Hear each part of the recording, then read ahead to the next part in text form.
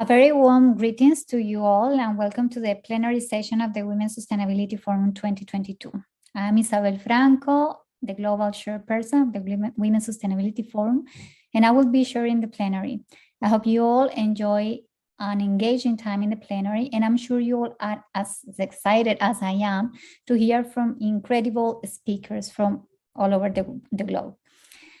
Please take part of this discussion on gender and climate change and education. We also have a panel on the future of sustainability. We have today with us for the plenary, Dr. Joan Serrano, Dr. Kat Vinegas, George Luanda, Dr. Finaflor Tailan, Dr. Manhuma Masumi, and Ivan Delgado Pitti. Speakers in this plenary will be awarded Exceptional Woman and Champion in Sustainability 2022. Before starting the plenary, I would like to brief you on the Women's Sustainability Forum and why we are here. Thank you so much to Paul and all senior academics and administratives representing the University of the Philippines today who have made this possible. I'd like to share my screen. I'm sharing. Okay.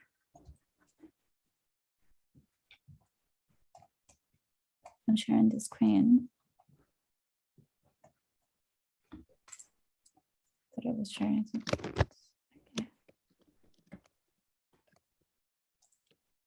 Okay. I don't know why it doesn't go to the, yeah. Okay. Well, the Women's Sustainability Forum actually is grounded on the Women's Sustainability Academy, which is an online professional development initiative for women in sustainability science, policy, and practice. We also feed ourselves with the Exceptional Women in Sustainability Framework, which has different hubs across regions. So we have 11 hubs in Latin America, we have 10 hubs in Africa, and 15 in Asia Pacific. You can visit www.womensustainability.academy to find more about our initiatives. Past forums have taken place all over the globe. The first forum happened in 2015 in Colombia, where the focus was mainly on sustainable resource development and gender. The second forum happened in Chile, where the focus was on extractives and women in male-dominated industries. Third forum happened in Zambia, where the focus was more on education for sustainable development, and another more recently in Japan, which the focus was on sustainable fashion and new trends on sustainability and sustainable development. Last year, in partnership with the University of Colombo, we actually delivered an online forum with nearly 120 attendees. This was online with panelists from all over the globe. And this year, in partnership with UPO, we have the privilege to run this forum.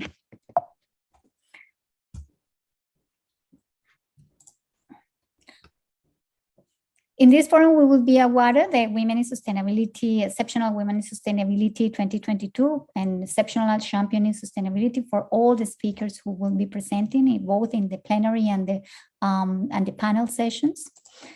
And some of the post-forum activities actually that we will be considering are, we have an online journal, which you are all very welcome to get published.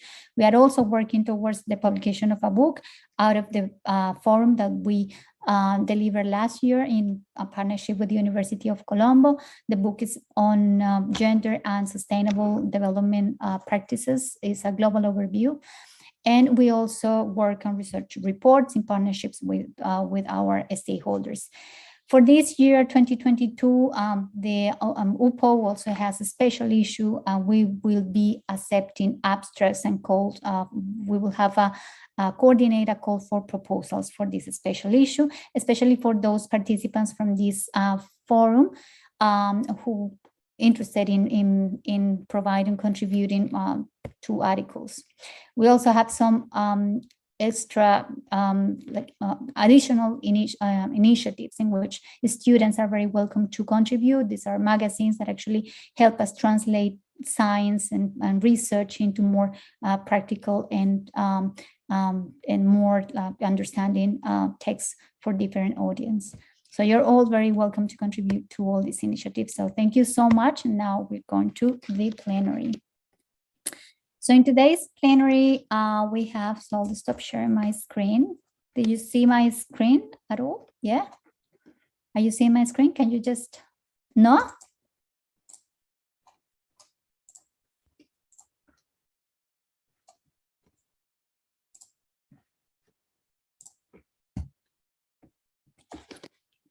Okay.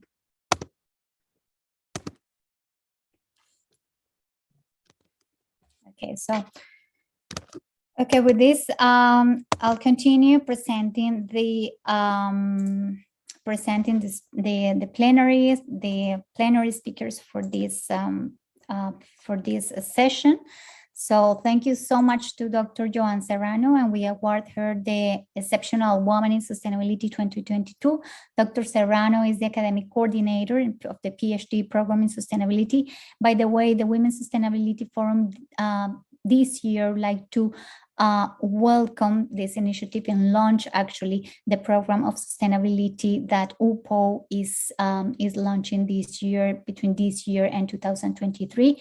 Dr. Serrano, thank you so much and congratulations for this huge effort, because I know it takes a lot of time and effort to put together a program, a PhD program in sustainability science. And I understand this is a very rigorous program for all those in the audience and participants who would be interested in taking part of this cohort of PhD candidates. Please contact the UPO offices and Dr. Joanne Serrano directly. Dr. Joanne Serrano, congratulations on being awarded the Exceptional Woman in Sustainability 2022. And I give you the floor.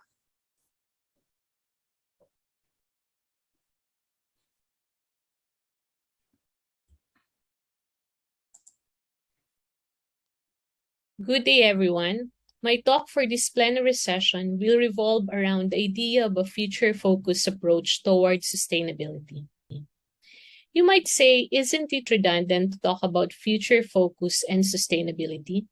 Isn't sustainability inherently focused on the future? After all, we define sustainability as meeting the needs of the present without compromising the ability of future generations to meet their own needs. Over time, this definition of sustainability has evolved and eventually became a societal goal that generally aims for humans to safely coexist on the planet for a long time, from today into the future.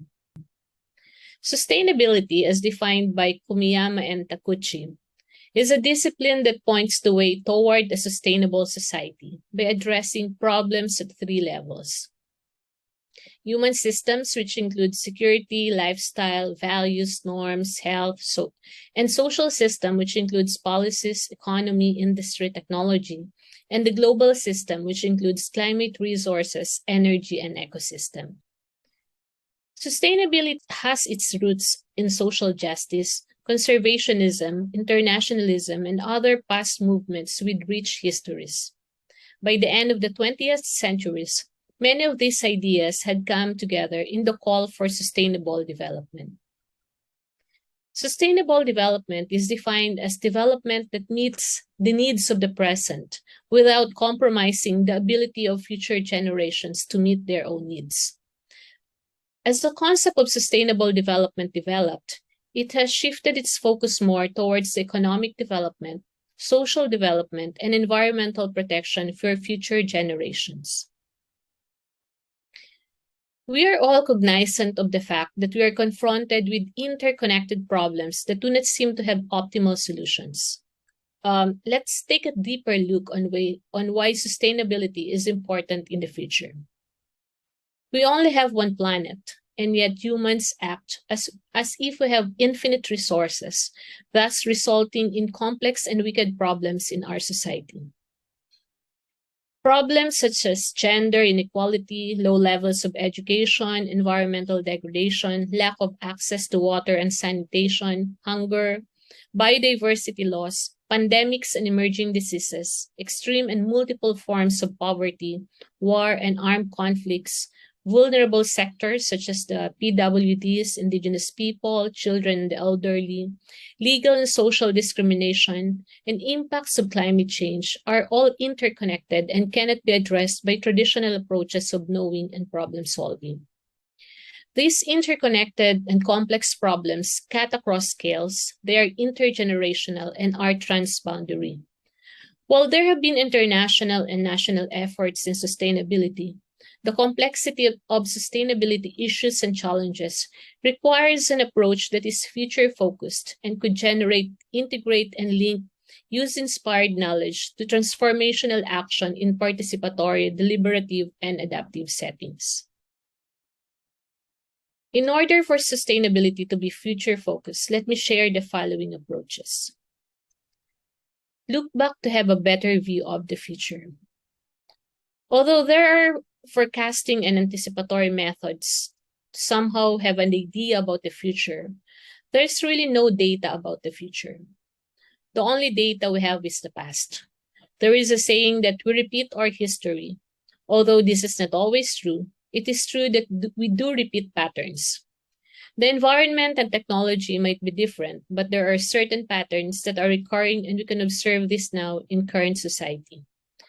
By analyzing these patterns in the past, we can have a better view of the future. Second, we should be cognizant of the present. What we are today is the future of the past. By being cognizant of how decisions and actions are made today, we will be guided on how we should move forward. Third, we should imagine possibilities. Our future is a safe space to imagine possibilities. They say that future thinking is the new design thinking. We can be as creative and innovative as possible when we plan for the future. Fourth, we should be ready for disruptions. Future thinking is about readiness. We were all unprepared for the pandemic despite the signals and the warnings. Future-focused approach creates a culture of always being prepared for all kinds of disruptions. And fifth, form a community. A future-focused approach requires diversity of views. We need to include people who bring different perspectives on certain issues: economics, environment, sociology, communication, education, data analytics, technology, and other fields. By having a diverse group of people, one can be assured of a more robust and extensive view of the future. In order for sustainability to be future-focused, let me share our future-focused sustainability journey. We began our journey in 2015 when we started to develop the PhD in environmental management. Sustainability is often focused mainly on the environmental aspects, considering that the most dominant environmental issues since around 2000 have been climate change, loss of biodiversity, loss of ecosystem services, land degradation, and air and water pollution. But based on our research and stakeholder consultations, although these dominant problems are focused on the environment, they are also highly linked to the socioeconomic aspects of our society. Thus, after many years of research, conferences, and consultations, we have developed the Doctorate in Sustainability. The program has currently been submitted to the university system for approval. Let me share the framework of this doctoral program. We are all aware of the various threats to the future of humanity, and as discussed, these threats are interconnected. In order to address these sustainability challenges, and in order to achieve the societal goal of sustainability, there is a transitioning phase that looks into the different elements across scales, from individual to local communities to national, regional, and to global. And these elements are subsets of a system. And the universities, like the UP Open University developing this particular doctoral program, would play a significant role as the university of the future in terms of its function of teaching, research, and public service. This program is future-focused with the aim to produce graduates who can create and implement transformative design, strategies, and solutions that address the sustainability of human-driven systems by applying pluridisciplinary or interdisciplinary, multidisciplinary, and transdisciplinary approaches. Our team made a parallelism between the Doctor in Sustainability program goals, sustainability competencies, and 21st century goals. Literature suggests that we need to be future-oriented and adaptable, adapting a more complex view of knowledge that incorporates knowing, doing, and being. The doctoral program encourages students to look into the future by exploring such significant future-focused issues embedded in the concept of sustainability. As you can see here on the specific program goals, they are aligned with the sustainability competencies and 21st century skills. For example, students are expected to draw on a variety of theoretical and practical knowledge resources to develop a broad understanding of sustainability issues of various society-nature interactions, including unintended consequences of intergenerational equity. This is aligned with the systems thinking competence and strategic competence, and with the 21st century goal of critical thinking and problem solving, as well as learning to learn, or self-awareness and self-direction. In terms of synergizing the perspectives of various disciplines in analyzing and addressing the social, economic, and environmental dimensions of sustainability challenges, it is aligned with the sustainability competencies of interpersonal competence and anticipatory competence, as well as with the 21st century goals of innovation, creativity, and entrepreneurship, as well as critical thinking and problem solving and learning to learn, or self-awareness and self-direction. On the program goal of communicating and educating individuals, groups, and communities on sustainability issues, solutions, and future initiatives, it is aligned with the interpersonal competence and anticipatory competence, as well as communication skills and learning to learn, or self-awareness and self-direction of the 21st century skill. In terms of the program goals on negotiating sustainability goals, values, and targeting across various positions, perspectives, and cultures, social groups, and communities, it is aligned with interpersonal competence and normative competence, and the 21st century goals of innovation, creativity, and entrepreneurship, collaboration, global citizenship, and sustainability. In promoting interactions and collaboration between local actions and wider or even global initiatives to expand the impacts of local practices, it is aligned with anticipatory competence, as well as the 21st century goals of collaboration, communication, global citizenship, and sustainability. And on the program goals of leading others in the development of research-based solutions to persistent sustainability problems in specific sector, it is aligned with the competency on strategic competence, anticipatory competence, and the 21st century goals of collaboration, global citizenship, and sustainability. Now, here are some reflections on sustainability that we have analyzed based on our years of developing the program.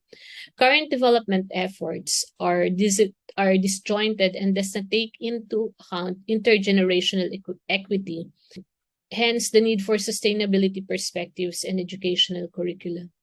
Sustainability issues are interconnected and transect different sectors and disciplines, hence the need for systems thinking and pluridisciplinarity and collaborative approaches.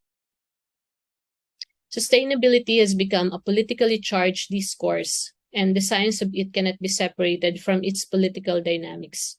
Sustainability is addressed at different scales: individual, community, national, and global.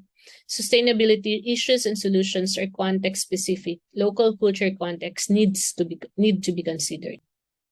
And current solutions to sustainability challenges are no longer working. Creativity and innovation should be encouraged. Transitioning to sustainability need a citizenry that supports it, hence the need for sustainability education and communication. Sustainability can only be achieved if we make futures thinking the way of life. So as I present this idea that we all need a future-focused approach to sustainability, and that our doctoral program in sustainability is somehow part of our journey towards the contribution of the university in its quest for a university of the future. Thank you.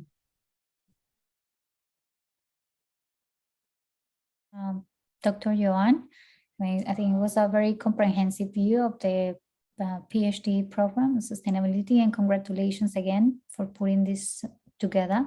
Because as I said before, this is a huge effort that the university is doing. I mean, it implies, multiple collaborations and also a lot of thinking through this new program. And that's actually is a new approach, what you mentioned before, the future focus approach. And that's something that we need. As you said, you clearly mentioned that. We were not prepared for a pandemic, and sustainability is about that. It's about tackling issues that actually are disruptive, and somehow we just need to come up with solutions and initiatives to solve those. So I'm pretty sure there are many participants who will be interested in the program. So don't hesitate to reach out to Joan Serrano. Although you have on the guidelines as well, you have the email, so you can contact directly the academic coordinator, and just get in touch and start your journey towards sustainability. We'll go back to questions, but in the meantime, if you have any questions, please go to the chat box and just type it in, and we will go through questions at the end of the plenary. Tonight, we also have Catherine Vinegas. Catherine, congratulations on being awarded Exceptional Woman in Sustainability 2022. Catherine is an environmental planner by background.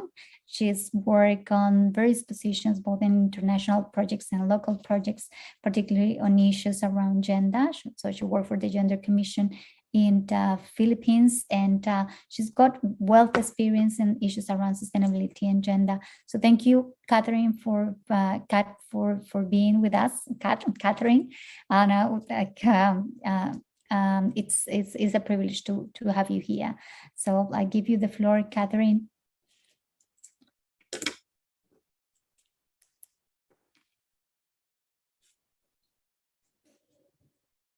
I think you are mute, Catherine. We cannot hear you.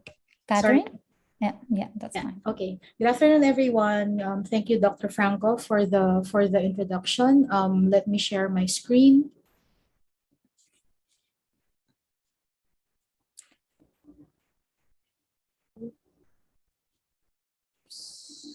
Sorry.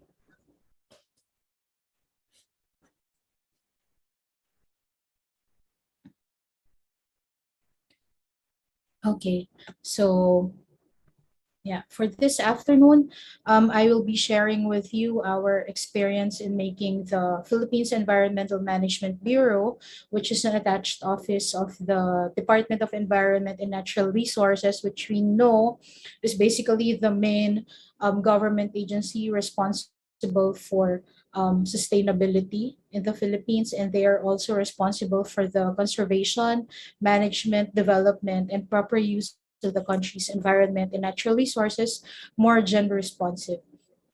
So first, this is my presentation outline. So we will discuss just an overview of gender mainstreaming in the Philippines, and then we'll go through the functions and mandates of the Environmental Management Bureau, and then the initiatives and efforts of the Environmental Management Bureau and the gains, challenges, and ways forward. So this is a short background of gender mainstreaming in the Philippines. So basically, we are bound by several laws and policies requiring government entities to mainstream gender in their programs and projects. So first is our constitution, which ensures that the state recognizes the role of women in nation building and shall ensure the fundamental equality before the law of women and men. We also have the Women in Development and Nation Building Act, or Republic Act 7192 of 1992, which requires all government agencies to ensure that women benefit equally and participate directly in all development programs and projects. It also states that government agencies should review their own policies, programs, activities, and services to remove provisions that are discriminatory to women. We also have an executive order passed in 1995, which approves and adopts the Philippine Plan for Gender Responsive Development, which is in effect until 2025. So basically, this executive order was passed after the Beijing Platform for Action. And lastly, there is the Magna Carta of Women, or RA 9710 of 2009, which is a comprehensive women's rights law that seeks to eliminate discrimination against women by recognizing, protecting, fulfilling, and promoting the rights of Filipino women, especially in the marginalized sectors. So along with these policies are the mechanisms for gender mainstreaming. So first is the required utilization of at least 5% of the total agency budget for making their plans and programs gender responsive. So this is for all government agencies, whether it's a national government agency, local government units, government-owned and controlled corporations, and higher and all educational institutions that are owned by government. And we also require that 5 to 30% of official development assistance funds should utilize 5 to 30% of their funds for gender mainstreaming. So if, for example, a government agency has projects that are funded by World Bank, USAID, ADB, and other ODAs, they should allocate 5 to 30% of the total funds for gender responsive programs. And for gender mainstreaming to be effective, and of course, there has to be personnel assigned to it. And therefore, the creation and strengthening of gender and development focal point systems, which we call the GAD focal point systems here in the Philippines, which is represented by personnel from different offices within a government agency, is necessary. These focal point systems are responsible for pushing for reforms to make their agencies more gender responsive. They are also responsible for generation and maintenance of gender databases, which is a prerequisite for doing gender analysis. The Magna Carta of Women also states that there should be a gender focal point officer in Philippine embassies and consulates, and we also have a gender development ombud lodged in the Commission on Human Rights. So basically, the Gender and Development Ombud is tasked to investigate violations under the Magna Carta of Women. Also to help government agencies and non-government organizations mainstream gender in their programs and projects, we also have our own prescribed gender analysis tool. So for organizations, we have what we call the gender mainstreaming evaluation framework, which we use to assess the levels of gender mainstreaming in an organization. For programs and projects, we also have a tool which we call the Harmonized Gender and Development Guidelines, which is composed of different checklists for different sectors, including agriculture, natural resources management, labor, education, health, etc.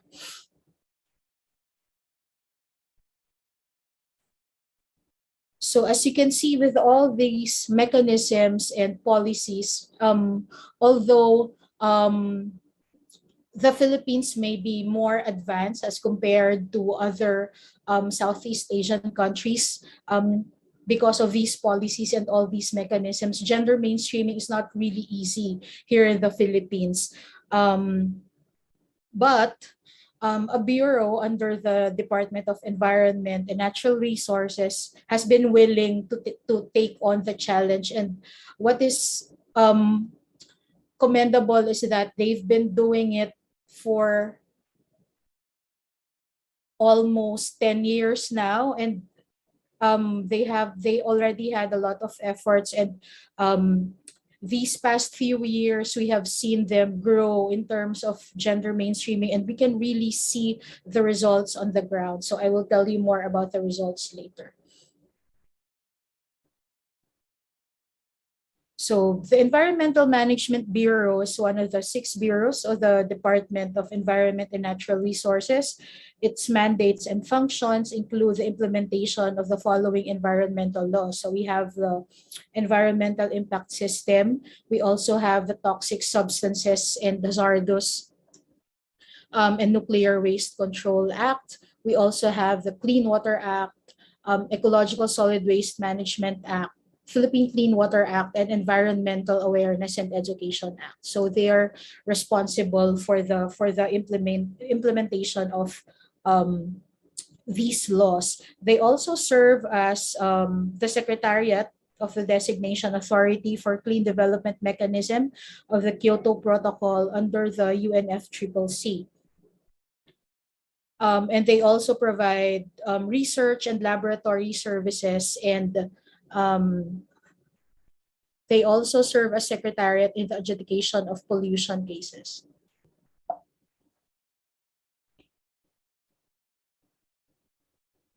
So in addition, they also issue permits and clearances in relation to the above-mentioned environmental laws. They issue these permits and clearances to businesses, enterprises, and firms, basically. And they also do environmental and compliance monitoring, and they conduct studies of existing and potential environmental problems and issues.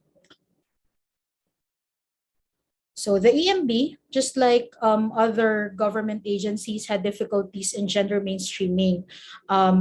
Although the challenges were much harder at first, until now, the challenges are still there, and they felt, and some of them felt, especially the personnel, that their work is too technical for gender to be mainstreamed. But with the commitment of their leaders and the efforts of their gender focal points, they were able to pursue these initiatives. So all 16 regional offices have established and institutionalized their own gender and development focal point systems. They're also conducting regular capacity development sessions on gender for staff, including sessions on gender sensitivity, gender analysis, and gender responsive planning and budgeting. So just this year, they have also developed their 6-year gender and development agenda and gender mainstreaming policy, which will serve as the roadmap and guide for gender focal points in the agency. So the agenda also includes indicators and targets for gender mainstreaming. And during the lockdowns brought about by COVID-19, since the Bureau cannot do face-to-face trainings on gender, what they did was to develop e-learning modules on gender and environment and gender and climate change. These materials are being used by the regional offices even up to this day. They also developed their own gender analysis tools specific for the programs that are being implemented under the environmental laws. And they also developed their own, they also introduced measures such as generation and reporting of sex disaggregated data and gender information in their programs and projects, which aid them in doing gender analysis of all these programs and projects. So here you can see is a screenshot of the website of the Environmental Management Bureau. They have a virtual GAD Corner or Gender and Development Corner, which contains their GAD reports, who the members of the GAD focal point system are, the materials that they have produced. They also included here the laws and policies, their plans and budgets, and some of the videos on gender and environment that they have also produced. So they keep the web page updated. And another example of the initiatives that they have done, this is very recent, just last year. They had this project, WOA, which benefits the women warriors of Barangay Dapdapan in Iloilo, which is in Visayas. So basically, the objective of the program or the project is to equip women with necessary skills and understanding that will help them fully understand their role in environmental protection and conservation, capacitate women to engage in sustainable environmental programs, and be a part of the crucial environmental decision-making processes. They also had livelihood programs that will encourage women to participate in income-generating activities that are present in their community, and they were able to form a community of women who are resilient in combating environmental problems. So they have started this project last year through consultations with the communities in the province. The other regions are also starting to replicate this project already.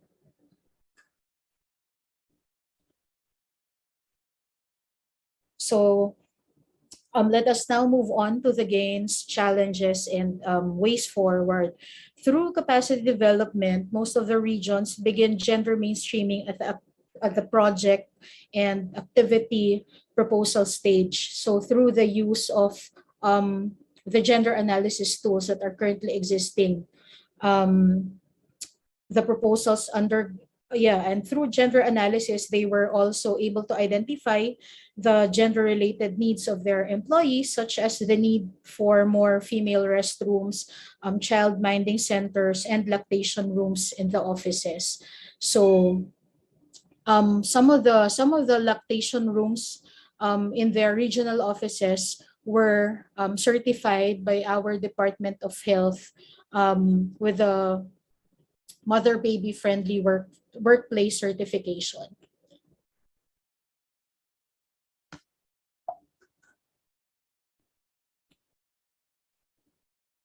Capacity development on gender for technical personnel also led to gender mainstreaming in technical training such as pollution control. So just last week, they had a training for pollution control officers for the National Capital Region, wherein gender was mainstreamed specifically in the implementation of the environmental laws. They were also able to engage women community members in the implementation of environmental laws, such as the Ecological Solid Waste Management Act. Through awareness raising and trainings at the community level, they were also able to include women's organizations in decision-making bodies and governing councils, such as the solid waste management boards, local airshed boards, and water quality management boards, which is also mandated by the Magna Carta of Women. Clearly, the EMB has produced good results from their gender mainstreaming efforts. However, they still have bumpy roads ahead of them, including the ever-changing leadership and staff in charge for gender mainstreaming. Right now the organization has a high turnover of personnel, so that's the main challenge that they're experiencing right now. There's also a need to strengthen monitoring and compliance of regional offices in terms of gender mainstreaming. This need is brought about by lack of appreciation and capacities on gender, including its linkages to technical topics and matters such as pollution control and environmental compliance. So to address these challenges, the Environmental Management Bureau is set to prepare and implement a capacity development plan on gender and development starting next year for the whole organization. This plan will look deeper into the tasks of EMB personnel and match it with gender-related trainings that will help them mainstream the gender perspective better in their work, whether it's technical or administrative. They're also planning to establish their GAD knowledge management system to make information on gender more accessible to employees and clients. And lastly, they are moving forward to a more intensive implementation and monitoring of their gender and development agenda and their gender mainstreaming policy. So that's it. I hope that the Environmental Management Bureau's experiences on gender mainstreaming will also inspire organizations working on environmental programs and projects that, although the road to gender equality, particularly in relation to environmental management and sustainability, may be challenging, can be done. As long as there's a full commitment and also support of the organization's leadership. And for me personally, just seeing how more women, especially in the grassroots, are equipped and empowered to take on environmental management roles is really fulfilling. Thank you very much. Thank you so much, Catherine. Very insightful presentation and very interesting to know that the Philippines has gender mainstreaming mechanisms actually to make sure that women are duly represented at the government level. We'll get back to you with more questions, and congratulations again on being awarded Exceptional Woman Sustainability 2022. And we have tonight George Luanda, a very good friend and a champion in sustainability. Thank you so much, George, for being tonight with us. George, I really appreciate the fact that George is here because he's very supportive of women. At some point, he was my supervisor when I was working in Africa. And, he's that type of man that is a really champion for women, in helping women pursuing careers. I've got very valuable advice from him, and I'm very, very grateful that he's here with us today because he really represents those champions, and we need more men like him, actually, to help us thrive and move forward. Thank you so much, George, for being here. George, he's the resident coordinator of the United Nations in the Gambia. Prior to his current appointment, he was at UNDP, at the United Nations Development Program in Africa, and he's a leader. He's a leader in his field in sustainable development issues. He's very interested also in mainstreaming gender issues and sustainable development. I always see him on the field working with communities, and that's very inspiring. And we'll get today, we are very privileged to get his insights on the work that he does at the United Nations. Thank you so much, George, for being here with us, and welcome. Thank you very much, Isabel, and thank you to everyone. Just a slight correction. I know that a lot of people do get confused. So I'm the head of the resident coordinator's office in the Gambia, and there is a resident coordinator above me. So just wanted to clarify that it's something which even within our own United Nations agencies, people are still getting to understand, because it's actually a new arrangement, which is part of the UN reform.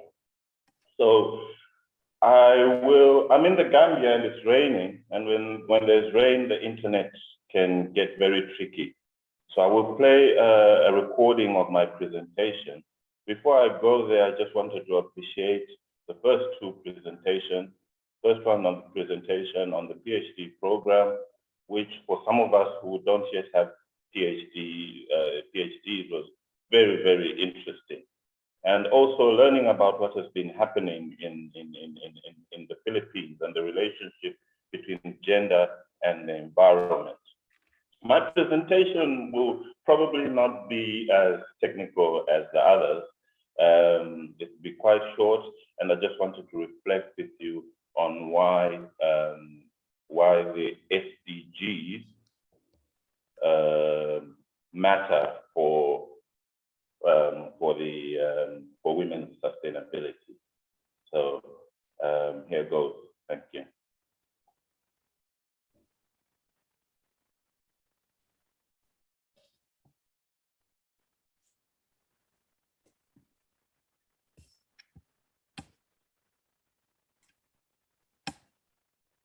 Are you sharing the screen, George? Yes, it's. Oh, yeah. Can you not hear me? Can you not see the screen? I think we're having a technical issue. Anyone in the IT team who can help us, please? Can you see my screen? Yes, I can see it. Yes, I can see it. Oh, okay. Okay. Okay. Can you see it? There is no audio. That's the problem. There is no audio. So if you can.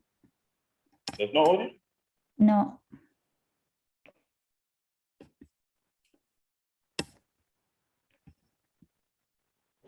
Oh, okay. I will. Let me try and just do it.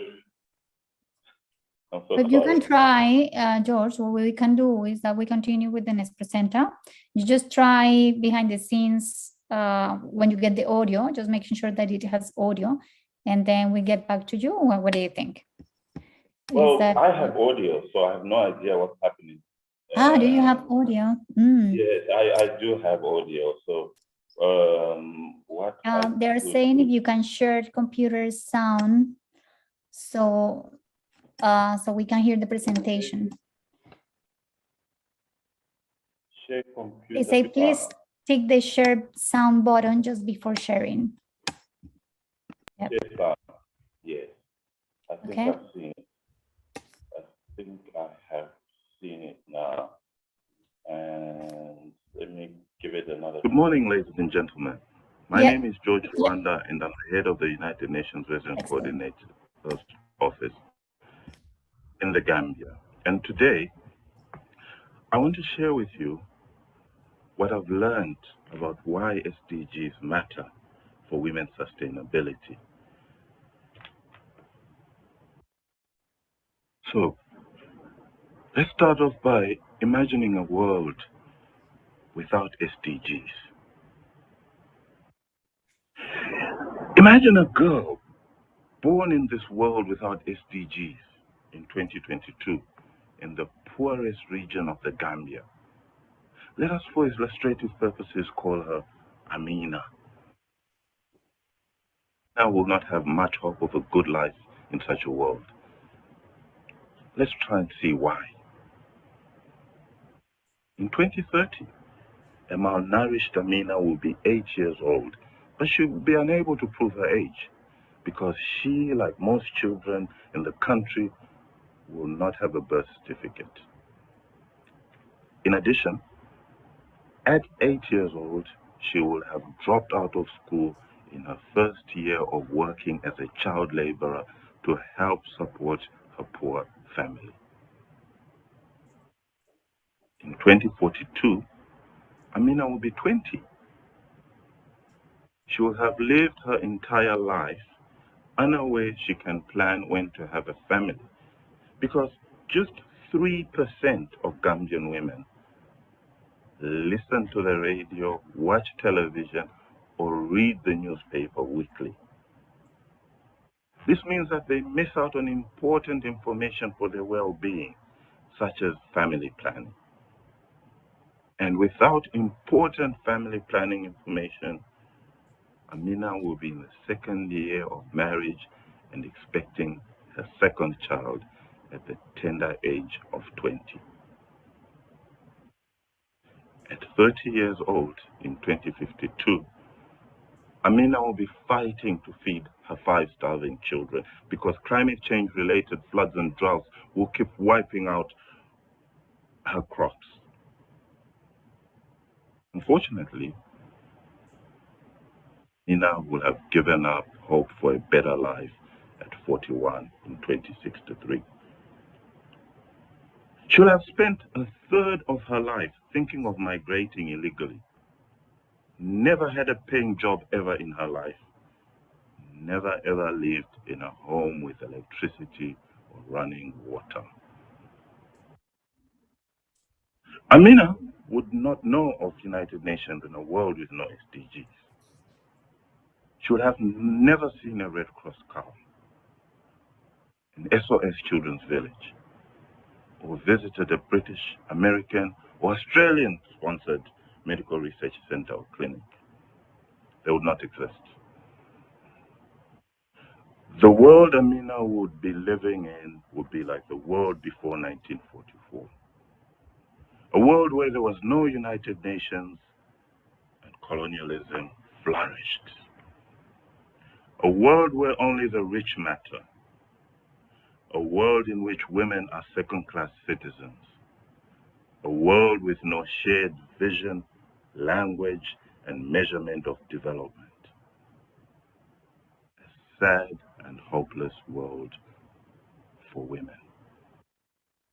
Now, let us look at a few examples of how SDGs give hope to people like Amina. In a world with SDGs, children like Amina stand to benefit from child nutrition programs supported by organizations like the United Nations. These programs can help improve the health and well-being of children around the world by allowing them to grow up into a healthy adult.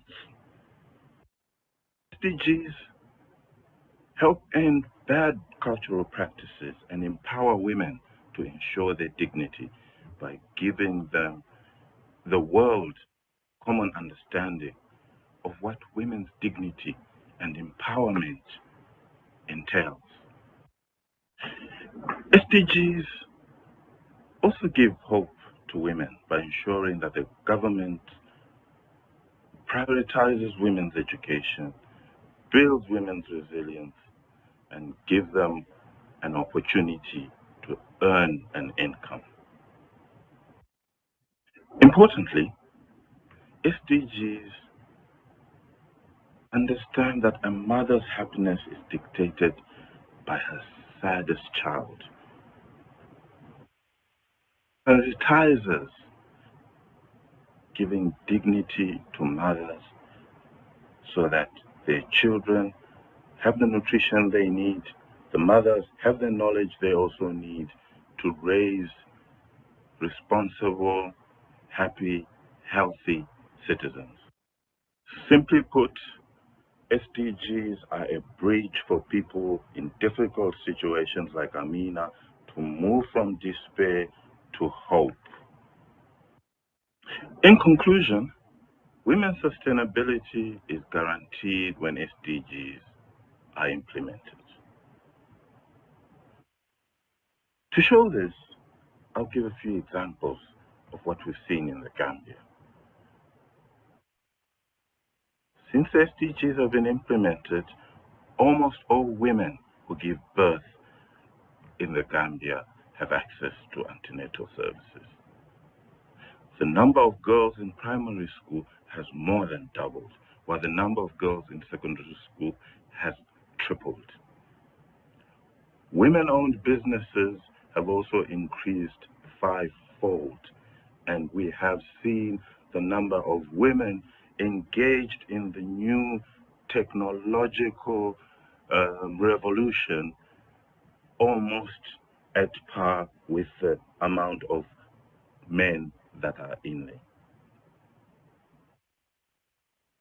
Challenges still exist, most of them around the SDGs not being implemented as they should. However, the point still remains that SDGs are the hope, and they help to bring about and ensure women's sustainability. Thank you very much for this opportunity to share with you what I've learned about how SDGs are relevant and important for women's sustainability.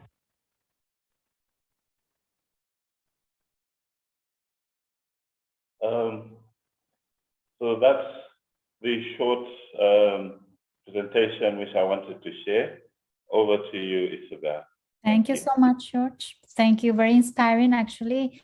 Very inspiring, and I think it connects very well with Kat Vinega's presentation on mainstreaming, gender mainstreaming. I think, I mean, gender mainstreaming at the local level, obviously in the Philippines, but you're putting that obviously into perspective, in a global perspective, because the SDGs themselves, they also have targets and indicators that can help us measure the well-being of women or sustainability, social, economic, and environmental sustainability issues globally. So thank you so much, because actually it's an interesting way to put that into perspective, right? I mean, we think more, you know, from data and academic terms, but in reality there are many women and many girls in the field, on the grassroots, that actually are going through all the the issues that you mentioned before. So you are there, I mean, living that reality. So it's important for all of us to just get in touch and confront the reality that's confronting, but that's what we need, just to wake up and come up with solutions as well. I think that PhD in sustainability from UPO, I think is a tool that in a driver to come up with interesting solutions for those women who are struggling at the moment. Thank you so much, George. We'll get back to you with more questions. Please, to all the audience, if you have any questions, go to the chat box and type it in. We will get back with questions at the end of the plenary.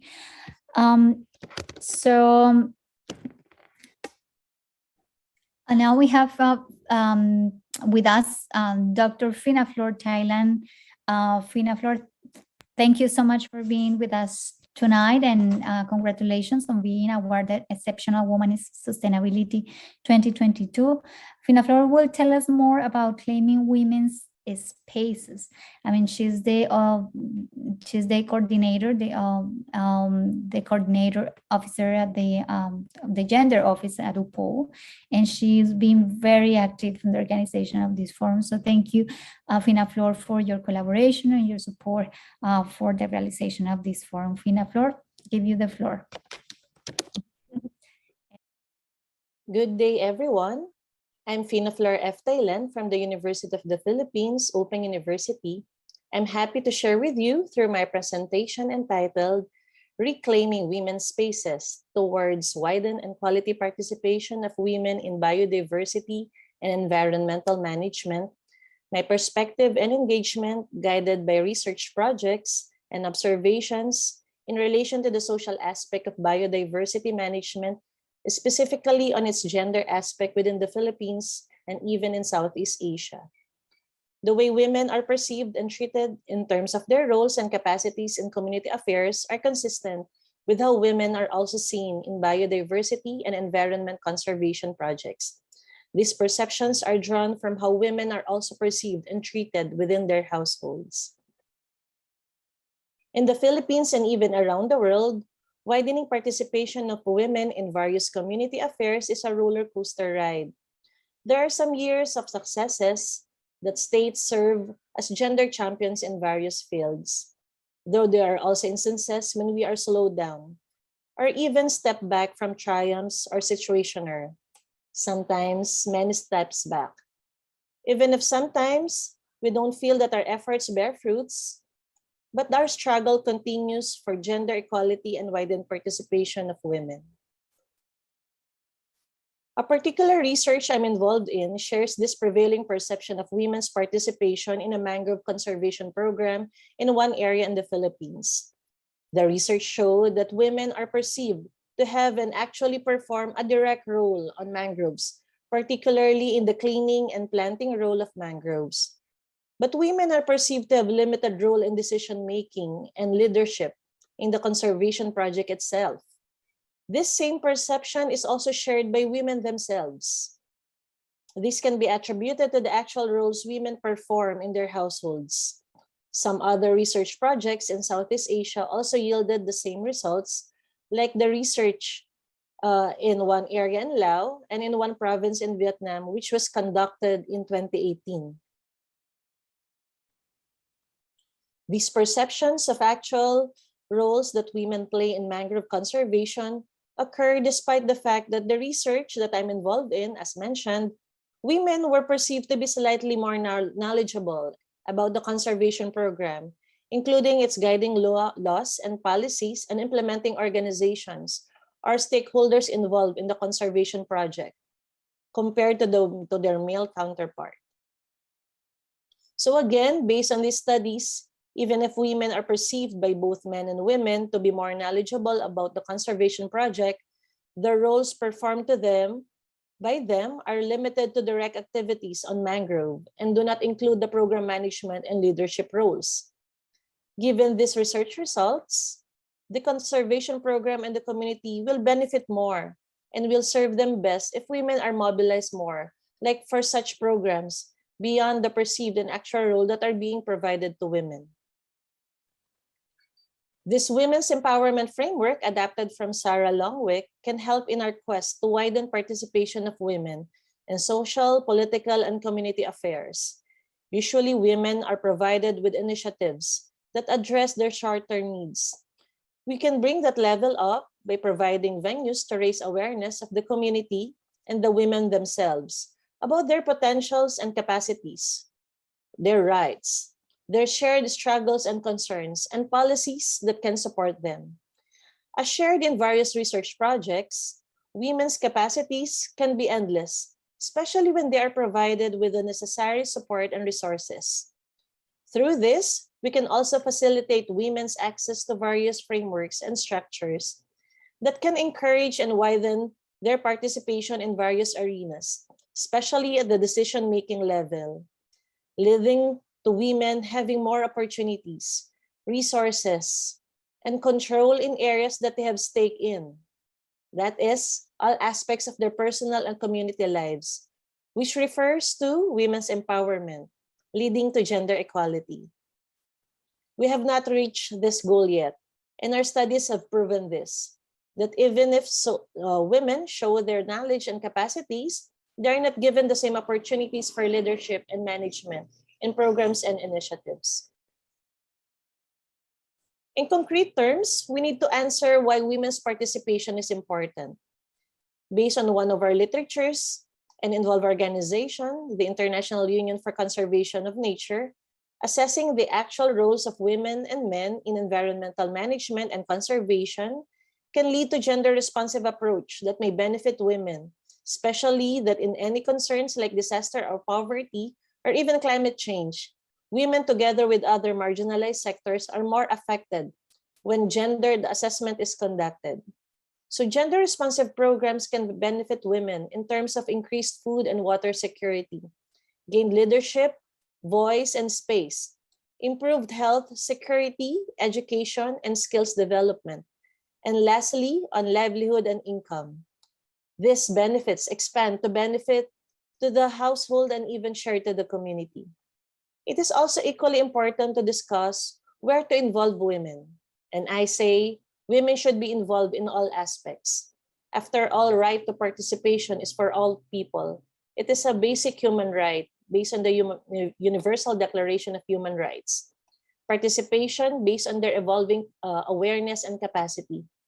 Thus, providing venues for participation for women can start from assessing their levels of capacity, knowledge, and awareness, so that our activities can expand to improving these capacities and skills to enhance their level of involvement and participation. At a more macro level, what can we expect from widening women's participation, particularly on environmental protection and conservation? It can lead to and through gender mainstreaming, which is a policy for government institutions, especially in the Philippines. But of course, we need to go beyond compliance to the existing policies, especially that the usual bottleneck as on the policy implementation. Gendered approach and widening participation of women can result in gender equality in the community, not only in environment management, but at a more macro level. These arenas, more often than not, devalue women's roles, voices, and access to resources and benefits. Thus, widening participation of women can also result in better situation and additional value in specific household and community situations and affairs.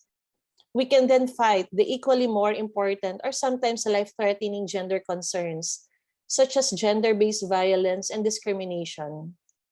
And of course, we are hoping to sustain our initiatives, any kind of initiatives for that matter, when more people like women are involved in projects, if women are provided with the same leverage of opportunities. Moreover, we hope to develop and manage more sustainability-specific programs that are centered on biodiversity. When more are involved, when those who are perceived as more knowledgeable on the environment are provided with more venues for participation. And of course, these programs will benefit not only women, but the community as a whole. So we could expect quality of life for all, especially if the environment is more protected, preserved, and enhanced. So what can we do specifically as a community and as stakeholders? We need to establish and strengthen the collaboration between and among the participation of civil society and government institutions in such programs that highlight an increased level of women's participation and also of other marginalized groups. Civil society's role in community development and sustainability efforts cannot be underestimated in providing the stimulus for the government to take action as duty bearers. Our gendered efforts can also start with assessment. I recommend the conduct of gendered assessment of potential and actual negative impacts of programs and policies, especially on vulnerable groups such as women, similar to what we did in our research project that I have mentioned a while ago. We can also start our work within the family and households, the arena where gender stereotypes and perceptions usually start. We can implement gender-responsive programs such as gender sensitivity training and gender-responsive parenting. This can result in changing perceptions on women, leading to better community structures like in education or even in media, towards widening women's participation in affairs like in community projects and governance. Given this, capacity building and awareness raising are all important activities that can build the foundation for mobilization within the community that can encourage community people, including women, to work together to act on and address their shared issues as a community. All in all, the role of local communities and organizations, like People's Organization doing community and gender work, gender rights should not be downplayed. This should be mainstream and integrated in any policy or program, like in the local governance. Critical engagement with local governance is a necessary engagement point for all of us, given that our policy, especially in the Philippines, on local governance, which can be optimized for biodiversity and sustainability initiatives, ensuring the benefits and risks that can be shared by all, by both men and women, and by the marginalized sectors of the community. That ends my presentation. Thank you very much for your attention. Good day, everyone. Thank you very much, Fina Flor. I think it's very comprehensive, the work that you are doing. I mean, interesting to know that UPO also has taken action towards gender issues. I mean, the fact that they have an office for gender matters and you are the lead on the office and the actions helping women thriving in, for example, what you mentioned before, leadership positions in academia and any other setting. I mean, it's very interesting to hear, and hopefully other organizations, they also follow the leadership that UPO is taking on in that regard. We continue with, now we would like to present Manhuma, Dr. Manhuma Musumi. Manhuma, she's got wealth experience on education for sustainable development, which is actually one of the panels that will be splitting in a few minutes. Manhuma, she's been very active as well with us, with Women Sustainability Network and the forum. And I met Manhuma in Japan, but she was working in education and sustainable development issues. And he got wealth experience on the Bangladesh case. So I think she's gonna give us more better understanding of what are those current issues.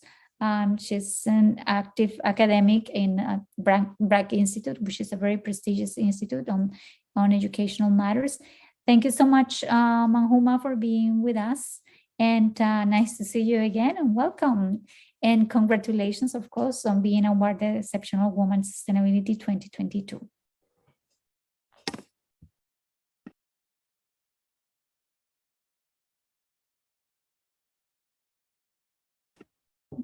Manhuma, give you the floor.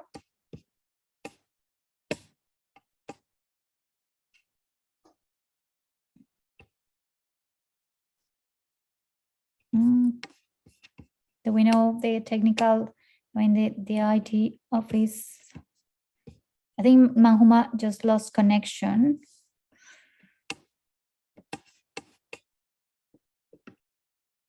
Let me see. Yeah, she just lost. Okay, let's go to our next presenter, Ivan Delgado PT. Ivan, he's from Costa Rica, and actually he's the director of climate change at the Ministry of Environment in Costa Rica. So he will talk a little bit more about his role, obviously, as a director of climate change. And he's also very interested in gender issues. He's going to this COP in Egypt, which is the Convention on Climate Change. And he's been very involved in preparations of previous COPs and the upcoming COP, of course. So he will be telling us more about his experience and drafting, international mandates, and also obviously how those affect and impact the local context in Costa Rica, but also women. So we have Ivan Delgado, and we are happy to award Ivan Exceptional Champion in Sustainability 2022.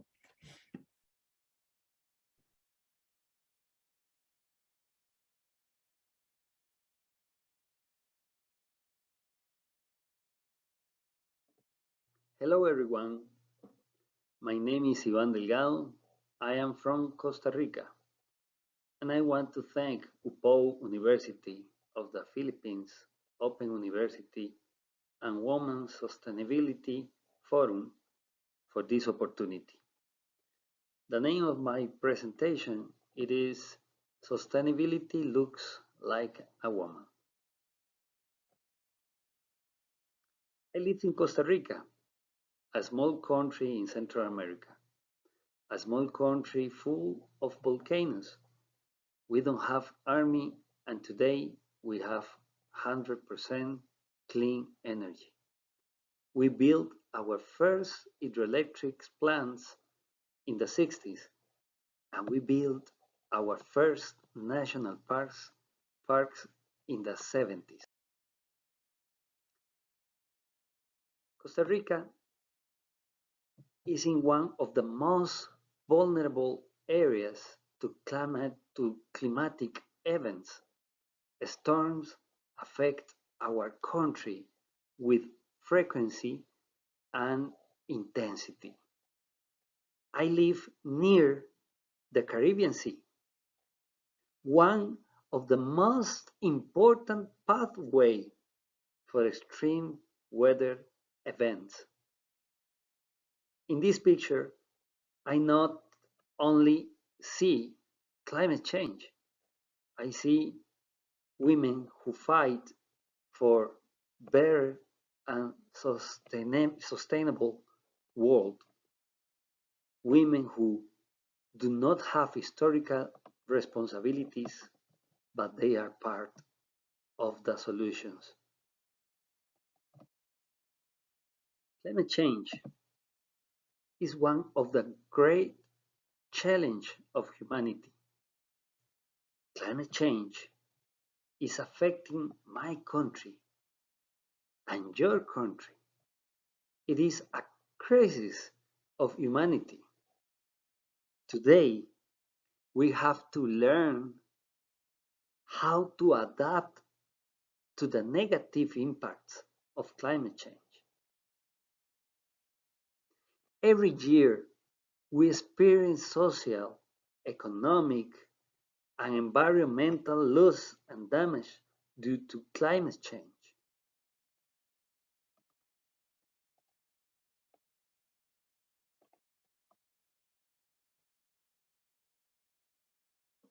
As you can see, women in Latin America migrate from their country in search of better opportunities. Humanity needs to adapt. Adaptation to climate change allows you to see the human face of climate change. The adaptation looks like a woman. In Central America, we have response and solutions to the climate crisis. The answers and the solutions looks like a woman. New business models and green jobs have a woman face. In Costa Rica, we support young women strategies who have managed to generate more than 30 direct and indirect jobs, thanks to the implementation of adaptation measures to conserve water resources. We are currently building the gender equality action plans to deal with climate change. Sustainability has a woman face. I am very concerned about climate migration. Human mobility has a woman face. In 2020, due to the impacts of a Hurricane Eta, women from the Miskitia indigenous community migrated to Costa Rica. Officially, they are the first climatic migrants. In fact, in the Paris Agreement, women had a fundamental job. For example, we have Cristiana Figueres and Patricia Espinosa, are two women from Latin America who have worked for the global agreement. I work as a climate change negotiator at the United Nations Conference of Parties, and I can tell you the COPs has a woman face. Is it true? This is true. Actually, the leadership has a woman's face in the fight against climate change. Women like Mrs. Justa, an indigenous woman from Costa Rica, she always said, the men cut down the trees and the woman take care of the forest. Without environment, there is no future. And she has a reason. Without environment, there is no future. The future has a woman's face. Finally, I would like to say thank you, Isabel Franco and Joan Serrano, for this opportunity to learn from you and to learn from this wonderful forum. My name is Ivan Alonso Delgado. I am the Director of Climate Change for Costa Rica. Thank you so much for this invitation. so much, Ivan, for your contribution. I mean, it's very interesting to hear, a negotiator in the COP, in the upcoming COP in November in Egypt. He's been working very hard that actually climate change and issues around women and gender are heard in the United Nations Climate Change Convention. So we are very, very proud again to have champions such as Ivan and George, who are really helping women thrive in issues related to sustainability and sustainable development. With this, we finish our plenary, and I would like to close this plenary with a message from Dr. Melinda Bandalaria, Chancellor and Professor of the University of the Philippines, Open University, and Executive Board Member of the International Council for Open and Distance Education, and IECDE Ambassador for Open Educational Resources. So we would like to welcome Dr. Melinda Bandalaria. Good day to everyone. The University of the Philippines Open University, through its Office of Gender Concerns and Faculty of Management and Development Studies, is happy to welcome all the participants, scholars, practitioners, and advocates for sustainability in the Women's Sustainability Forum 2022. With UPOU, this initiative of the Women's Sustainability Academy through Dr. Isabel B. Franco and her team has once again gathered stakeholders to discuss and address sustainability challenges and opportunities together. In the past 2 years, we have seen how sustainability continues to be both a challenge and an important goal for all of us. Moreover, the role of women in achieving this goal has never been more significant. That is why this year, the forum will focus on 3 relevant and timely topics: education for sustainable development, gender and climate change, and future-focused sustainability. I believe these 3 topics are interconnected in many ways. Some women, especially in developing nations, continue to be deprived of education. Others are vulnerable to the effects of our ever-changing world and climate change. Thus, we must redirect our initiatives to be a step ahead of the challenges that may come, to be futures focused. Sustainability and the University of the Future are at the heart of the university. The UPOU, as the pioneer and leading institution in open and distance e-learning, not only in the Philippines but also in Asia, and the 5th constituent unit of the University of the Philippines system, has been in the forefront of widening access to quality education, especially to sectors that are not normally reached by the conventional education system. This is done through innovative methods of teaching and learning that are designed to be responsive to their needs as well as to the national and global development priorities. The UP Open University sees education as a vehicle and mechanism to promote not only access, but more importantly, equity. UPOU attempts to address barriers that have traditionally prevented stakeholders and learners from accessing quality education, such as geography, time, economics or financial situation, age, gender, climate change, and other socio-economic factors. To achieve this, UPOU has drawn upon the worldview of open and distance e-learning, or ODEL. ODEL draws from the features and affordances provided by open learning, distance education, and e-learning, or what we now call online learning. The UPOU's future initiatives aim to contribute to the 17 Sustainable Development Goals, or SDGs. The recently developed 3-year strategic plan of the university details how UPOU intends to contribute to the achievement of the SDGs, particularly on access to education, gender equality, and environment protection and conservation. One concrete manifestation of this commitment is the soon-to-be offered Doctor in Sustainability program.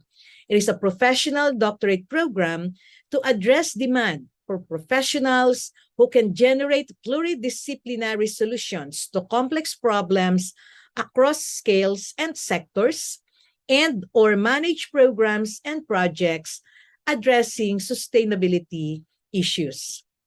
This program focuses on these aspects: systems perspectives that hope to link natural and social systems from complex thinking to transformational change, pluridisciplinary focus, which highlights solutions-oriented and transformative approach, co-design and co-creation of knowledge that promotes partnership and collaborative action, and education and capacity development for global sustainability.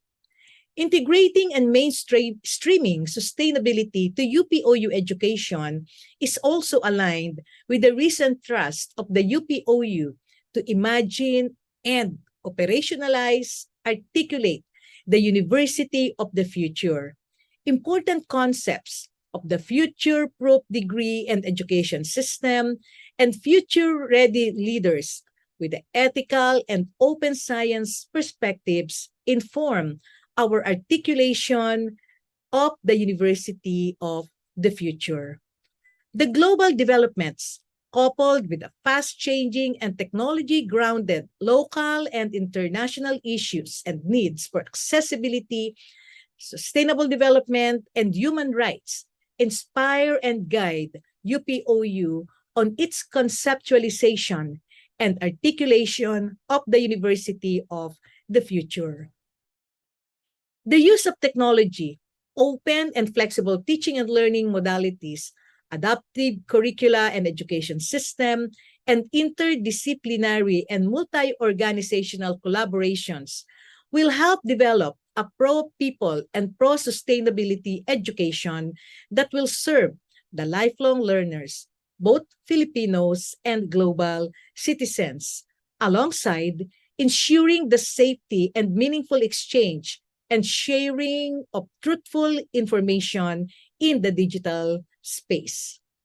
As we move to developing a more sustainable world, may we always be reminded of our commitment to teach, learn, research, and of course, to make actions to create positive impacts on the lives of women and other marginalized sectors in our communities and the world. As the challenges are already here, the time to discuss and act on and for the University of the Future and sustainability is now. So again, welcome to everyone. I look forward to interacting with you in the days to come in our sessions in this conference. Thank you very much and good day to everyone. Thank you so much, Dr. Melinda, and also, well, mostly thank you for the opportunity to, provide this space to us, and also all the technicalities that this forum requires. Thank you so much for the technical team behind the scenes, because I know you are doing magic at the back end. So thank you so much for your support. So now we have some time for Q&A. We have a few questions from the audience already. If anybody has a question, please type it in the chat box. We'll be passing that to the speakers, and then we'll proceed with the panels. Okay, so we have a question here. How can we help translate policy into action, especially in government institutions? Any of the speakers and the presenter would like to discuss further on this issue? I know if Kat, for example, who, I mean, you've got wealth experience in this area, would like to add on that, or Fina Flor as well, you've been working on these issues quite a bit. If you'd like to expand a little bit on that, we have more questions coming up. Kat, if you could help us addressing this question. Yes. So, do you want me to repeat the question? How can we help translate policy into action, especially in government institutions? I think, I mean, they're asking that obviously under the gender sustainability perspective. So Yes, actually, as citizens, we have the right to demand the government what needs to be done. So they are the duty bearers. We call them the duty bearers. So as claim holders or as rights holders, we have the power to decide and to tell them what to do. We just need to be informed what the programs are, what the policies are, so that we can demand for actions. yeah, Kat, thank you so much for your contribution. I think it's obviously we need to get to know the policy or the governance frameworks that are available out there. But actually, for example, there are locations such as, you know, the case of the Gambia that George was telling us about before, you know, in which, I mean, there is limited information for those women and girls, you know, and access that type of information is challenging, so that they can, for example, get to know more about their rights. So it's difficult to translate in those contexts, translate policy into action. I think George can, yeah, he like to expand a little bit more on that. Yes, thank you, Isabel. And just wanted to start off by agreeing with what the previous speaker said. And also to add to say, what I've learned is, especially when it comes to gender issues, it's an issue of mindset change, an issue of cultural change. So there's a government on the one hand, but there's also the people, both the victims and the perpetrators. So if you take the Gambia, for example, more women than men actually believe that it's okay for a man to beat up their wife because they've not cooked their food for them. More women than men believe that female genital mutilation is acceptable. So what happens is, even when you have government buy-in,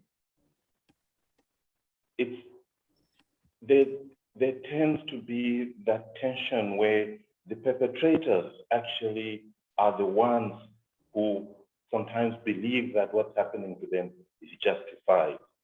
And so there must be this demand, but also understand government's position so that you can help them to actually navigate through the cultural and mindset change which is required.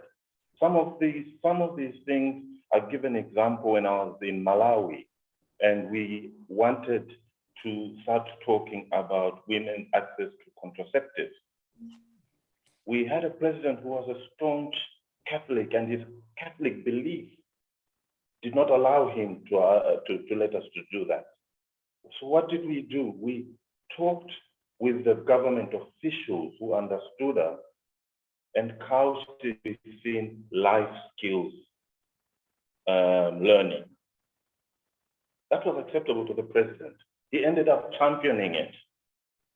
Once he had championed it, he could not roll back and say, okay, life skills accept this or that.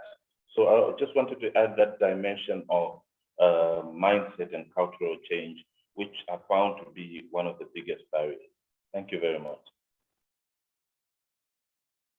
Thank you so much, George. Yeah, I think it's two examples. I mean, those two examples that you gave us. I mean, for the Malawi and the Gambian case, I mean, that put things into perspective, and it's difficult, right? Just how you're gonna take the policy into action in contexts that are so complex when those issues are so embedded into the culture. So I mean, that change of mindset is really, really what we need.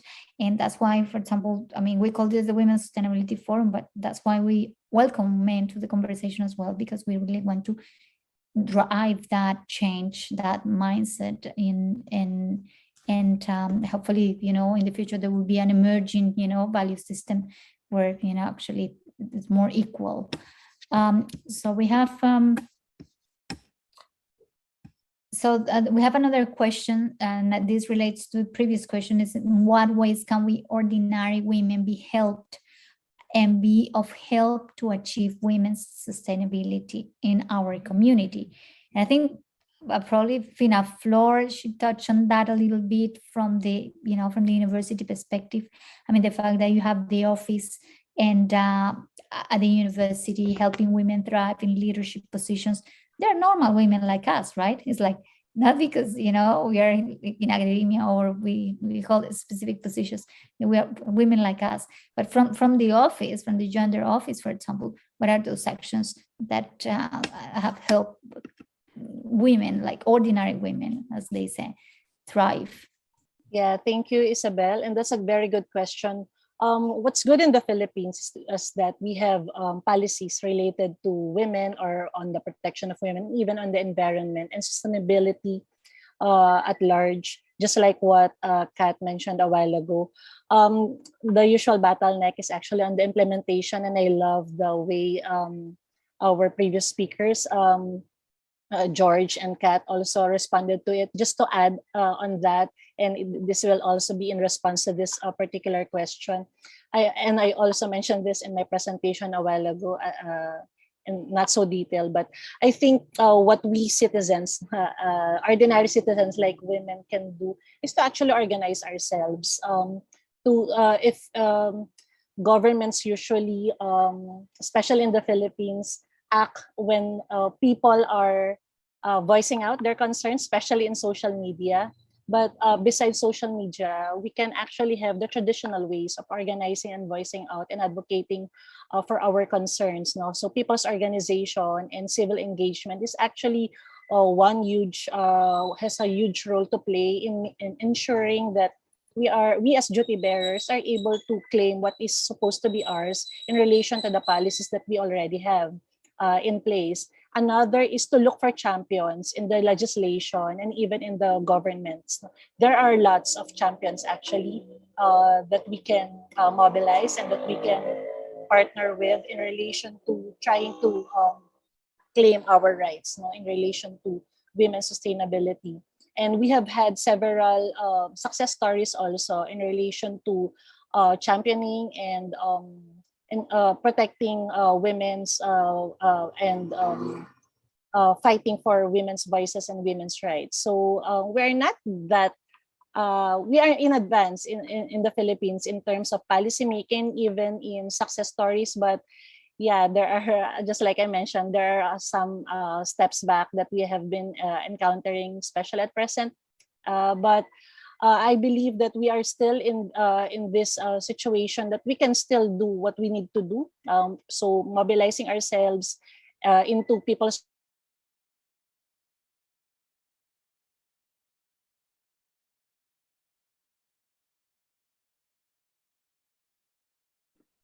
We lost connection. The host was okay. Yes, I think we have a bit of a technical problem with Fina Flor. But I think we're going to answer this last question and then we move to the panels. I'll let you know a little bit more about the panels before moving to the so that you get prepared. So what is happening is that we'll stay in the plenary. We are not splitting the group into panels, as we said, mentioned before, given the fact that a couple of speakers lost connection in the plenary, so we have a bit of time. So what we'll do is that we will start with two speakers from the Gender and Climate Change, from the Future of Sustainability panel, Dr. Devan, another speaker, and then we move to two other speakers from the Gender and Climate Change panel, and then go back to the Future of Sustainability panel again, the speakers. So we will drive you through the panel methodology while we are in. I think finally, well, we have this final question. In your opinion, is it better to direct sustainability efforts to non-government organizations? That's the question. And I also have a question for Dr. Joanne Serrano, if she's still with us, because this is a question, a very important question from future PhD candidates. So what are those types of topics that you are looking for in future PhD proposals for this doctorate in sustainability, so that potential candidates, they have an idea of what they can think through? And obviously PhD is something that you should do, a topic that you should are passionate about, but I think the university also has some needs and some aspirations that candidates actually pursue some thematics. So we would like to learn more about that. So anybody would like to answer that question? Probably Dr. Joanne, if you can help us answer both questions from the NGO perspective, or Fina Flor, if you can complement that question, and then we move to Dr. Joanne. Yep, is that okay?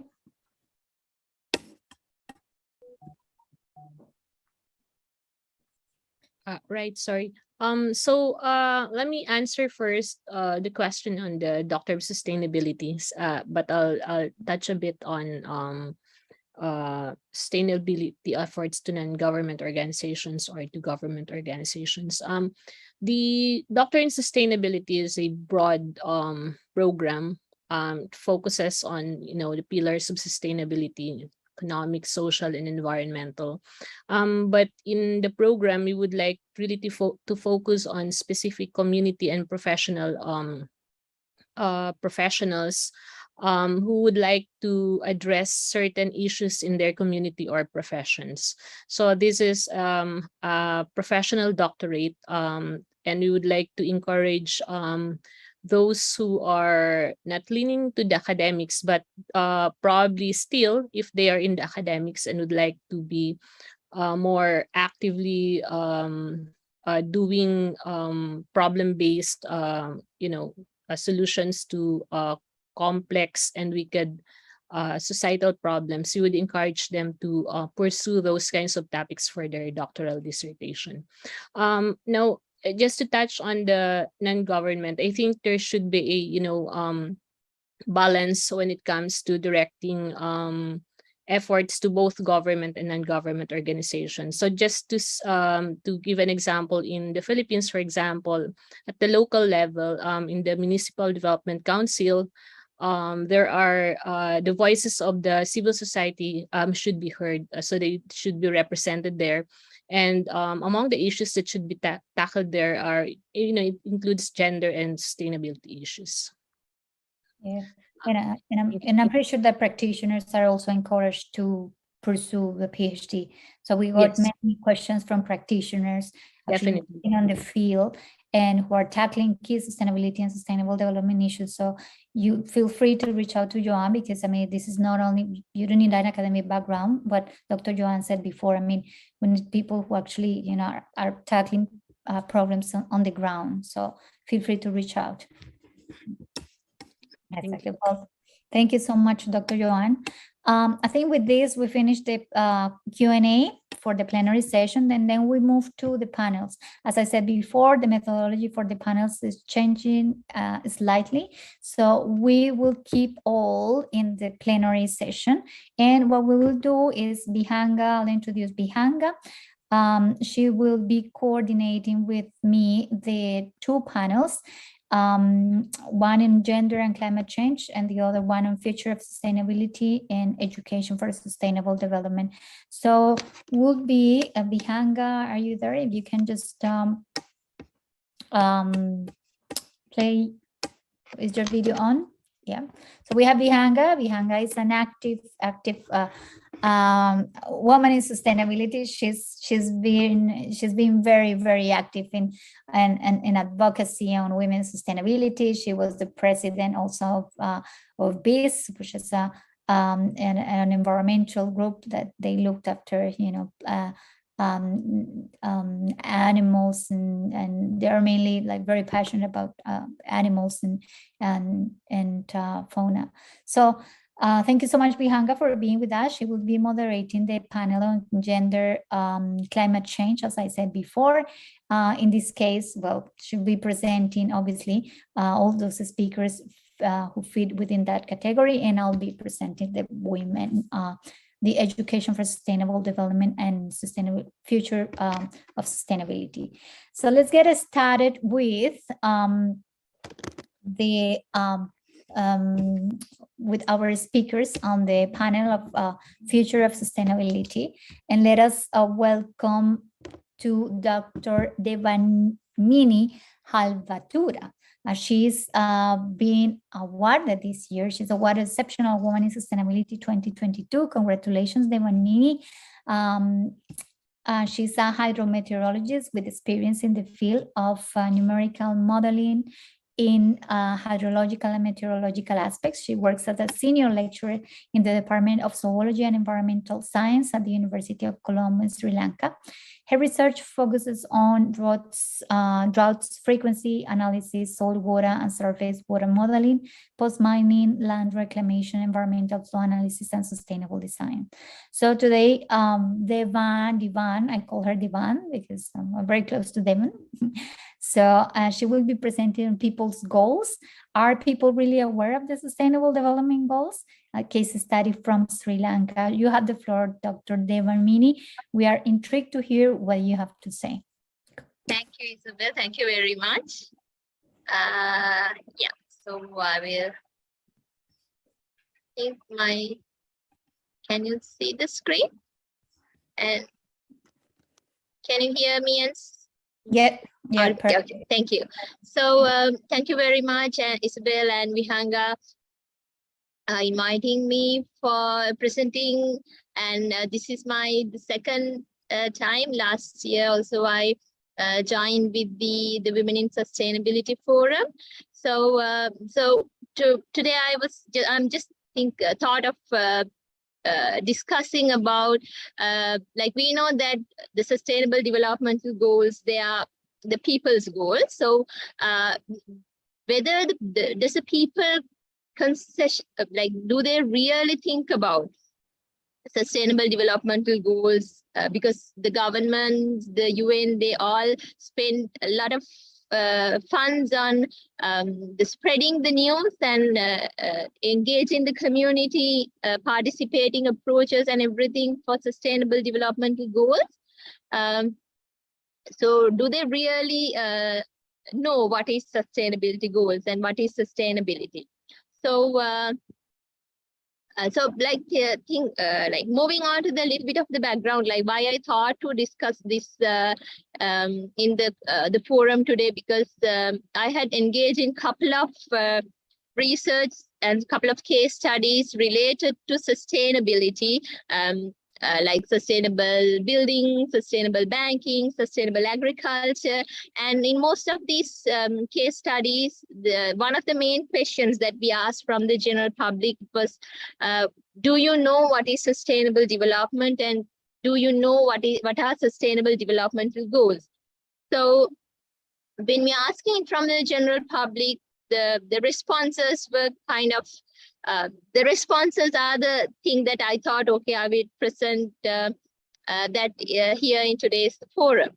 So we all know that the aim of the Sustainable Development Goal is to ensure that all human beings can enjoy the prosperous and fulfilling life, and the economic, social, and technological progress occurs in harmony with nature.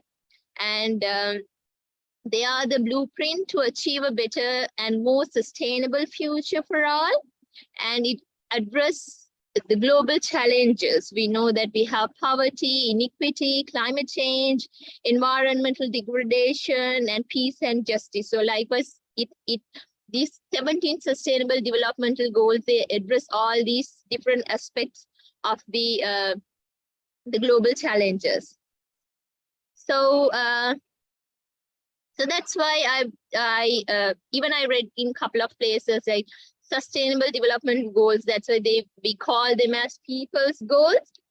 The question is whether general public is aware on sustainable developmental goals and up to what level they are aware about the sustainable developmental goals.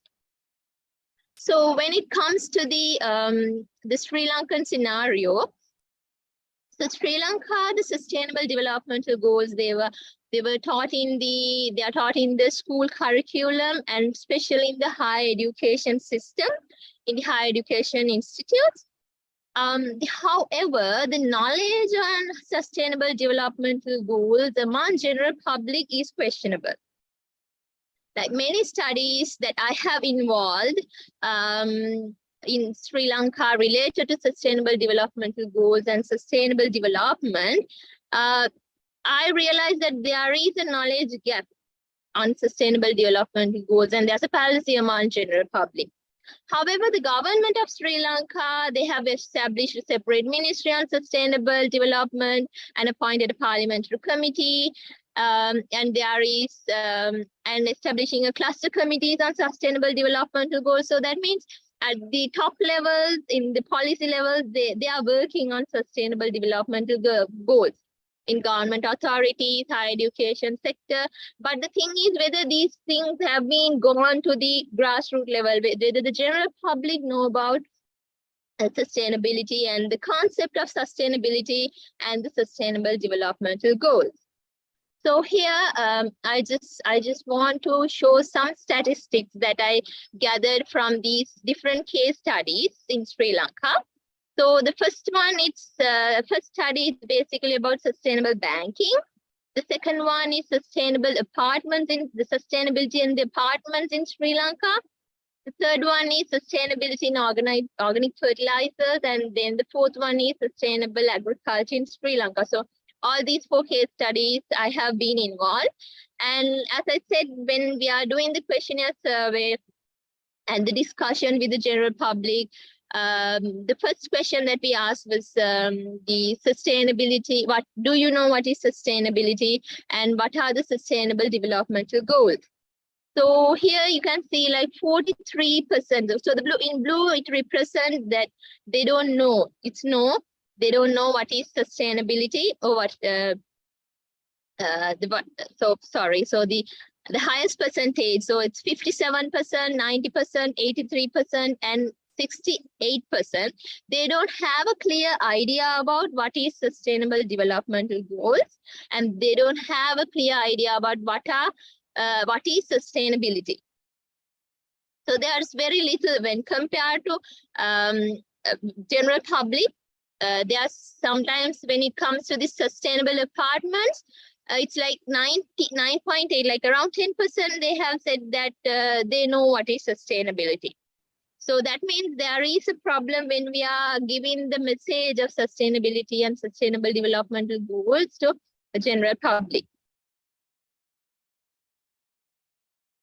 So in the second one, this particular graphs here it represents about the sustainable banking, the sustainability in banking sector. So the first graph, it shows the awareness on sustainable banking in when it comes to the different occupations. So normally the students and the private and the government sector employees, they have kind of an idea, but it's less than 50%. Kind of an idea about what is sustainability banking, but when it comes to the farmers, even the entrepreneurs and self-employers, they don't really have a good idea on what is sustainable development. Especially the farmers, that they have no idea what is sustainable development. And when it comes to the education level and the awareness, here it's like the postgraduate and the above, they have a good idea what is sustainable development, and as well as the graduates. But when it comes to the ordinary levels and the advanced level students, they don't have a clear idea on sustainable development. So it seems like in the university level, we are educating the students on sustainable development. So that's why they are kind of aware of these factors. And then when the most interesting part when it comes to the age groups, so the younger generation, they have kind of an idea, but when it goes to the older generation, like in between 41 to 55 age, they don't have a clear idea on sustainable development. So next, so when it comes to what are the public perception on sustainable development and the key groups. Yeah, so here. So when it comes to the public perception on sustainable development and the sustainable developmental goals, so after the questionnaire surveys, like after the first question, what is sustainable development? The second, if they don't know about the sustainable development, then we have explained what is sustainable development for the people, so the general public, and then they considered the sustainable developmental approaches in different fields for the farmers, the engineers, the entrepreneurs. So then you can see in 79%, they said, okay, they would like to apply sustainable development goals and the principle of sustainability in their the activities. So based on that the educated, that means the graduates and the postgraduates, so that we can come to a conclusion. So they are the kind of the key groups that have a good idea when it comes to Sri Lanka, the good idea on sustainable developmental goals, as well as the public and the private sector workers, as well as the younger generation. So they are the ones who have a good idea on sustainable developmental goals and the concept of sustainability. So there is we need awareness on school leavers, especially the ordinary level or below, and also the elderly communities like above 40 years old, and the general public that who's doing the work on like farmers, entrepreneurs, especially the people are not engaged with private and the public sector. So I just want to share another thing. When I was today, we got this email. So it's I'm from University of Colombo. Can you see the screen? I think you. Yes, we can. Yeah. So I just like today evening I got this email. It's from University of Colombo, the Sustainable Developmental Goals, like how we are achieving the Sustainable Developmental Goals. So as I said, so here you can see like different areas, like how we achieve all these sustainable developmental goals within the different activities that we have carried out in the university. So all the 17 sustainable developmental goals, how as a university, how we are achieving. So as I said, when it comes to the higher education sector, and the public and the private sector, that means the like kind of the educated community, educated general public in Sri Lanka, the graduates and the postgraduates. So they have a kind of an idea what is sustainable development and what are the different sustainable developmental goals, how we are achieving those things. However, when it comes to the it's not non-educated, but it's like less educated when compared to like ordinary level, advanced level, as well as the elder generation. So they don't have a good idea on sustainable developmental goals and the concept of sustainability. Even we explain like this is what sustainable development means. They have some never had heard the term sustainable developmental goals. So it's kind of a timely issue that we address the general public perception and awareness of sustainable development goals in order to achieve them. So it's kind of, there is a gap in between how we are giving the information, how we are communicating to the less educated, kind of marginalized groups. Sometimes we have different programs where through the sustainable development, we are trying to take their education level, their living standard upwards through different sustainable developmental goals. But sometimes they don't know there are these 17 different sustainable developmental goals, and we are working on them, and we are trying our best to take the living standard, the poverty, the education, the gender equity, everything into the next level. So because without filling the knowledge gap and the attitude on public on the sustainable developmental goals, it won't be effective towards reaching these sustainable developmental goals. So that is what I want to highlight. Like there is the kind of a knowledge gap, how we are feeling, like how we are communicating the terms, the definitions, or the concept of sustainable developmental goals with the public. So I just want to acknowledge all my undergraduate students here. So they are the ones who carried out these projects. So I have been involved in all these projects, and they are the ones who gone into the field and collected all these data from University of Colombo. So thank you very much. Thank you so much, Devan. Very inspiring as well, just to help your students think through global issues, right? That's very important. And you mentioned something interesting. It's about how to localize SDGs. The United Nations have something that is called the VNR, which are the Voluntary National Reviews. And each country should be reporting against those reviews and how they are implementing the SDGs. So it would be good, for example, resource for your students to find out if Sri Lanka has the most updated VNR, right? We'll get back to you with more questions for sure. But thank you so much, Devin. Very interesting. Thank you. Thank you very much. And we have Orbi.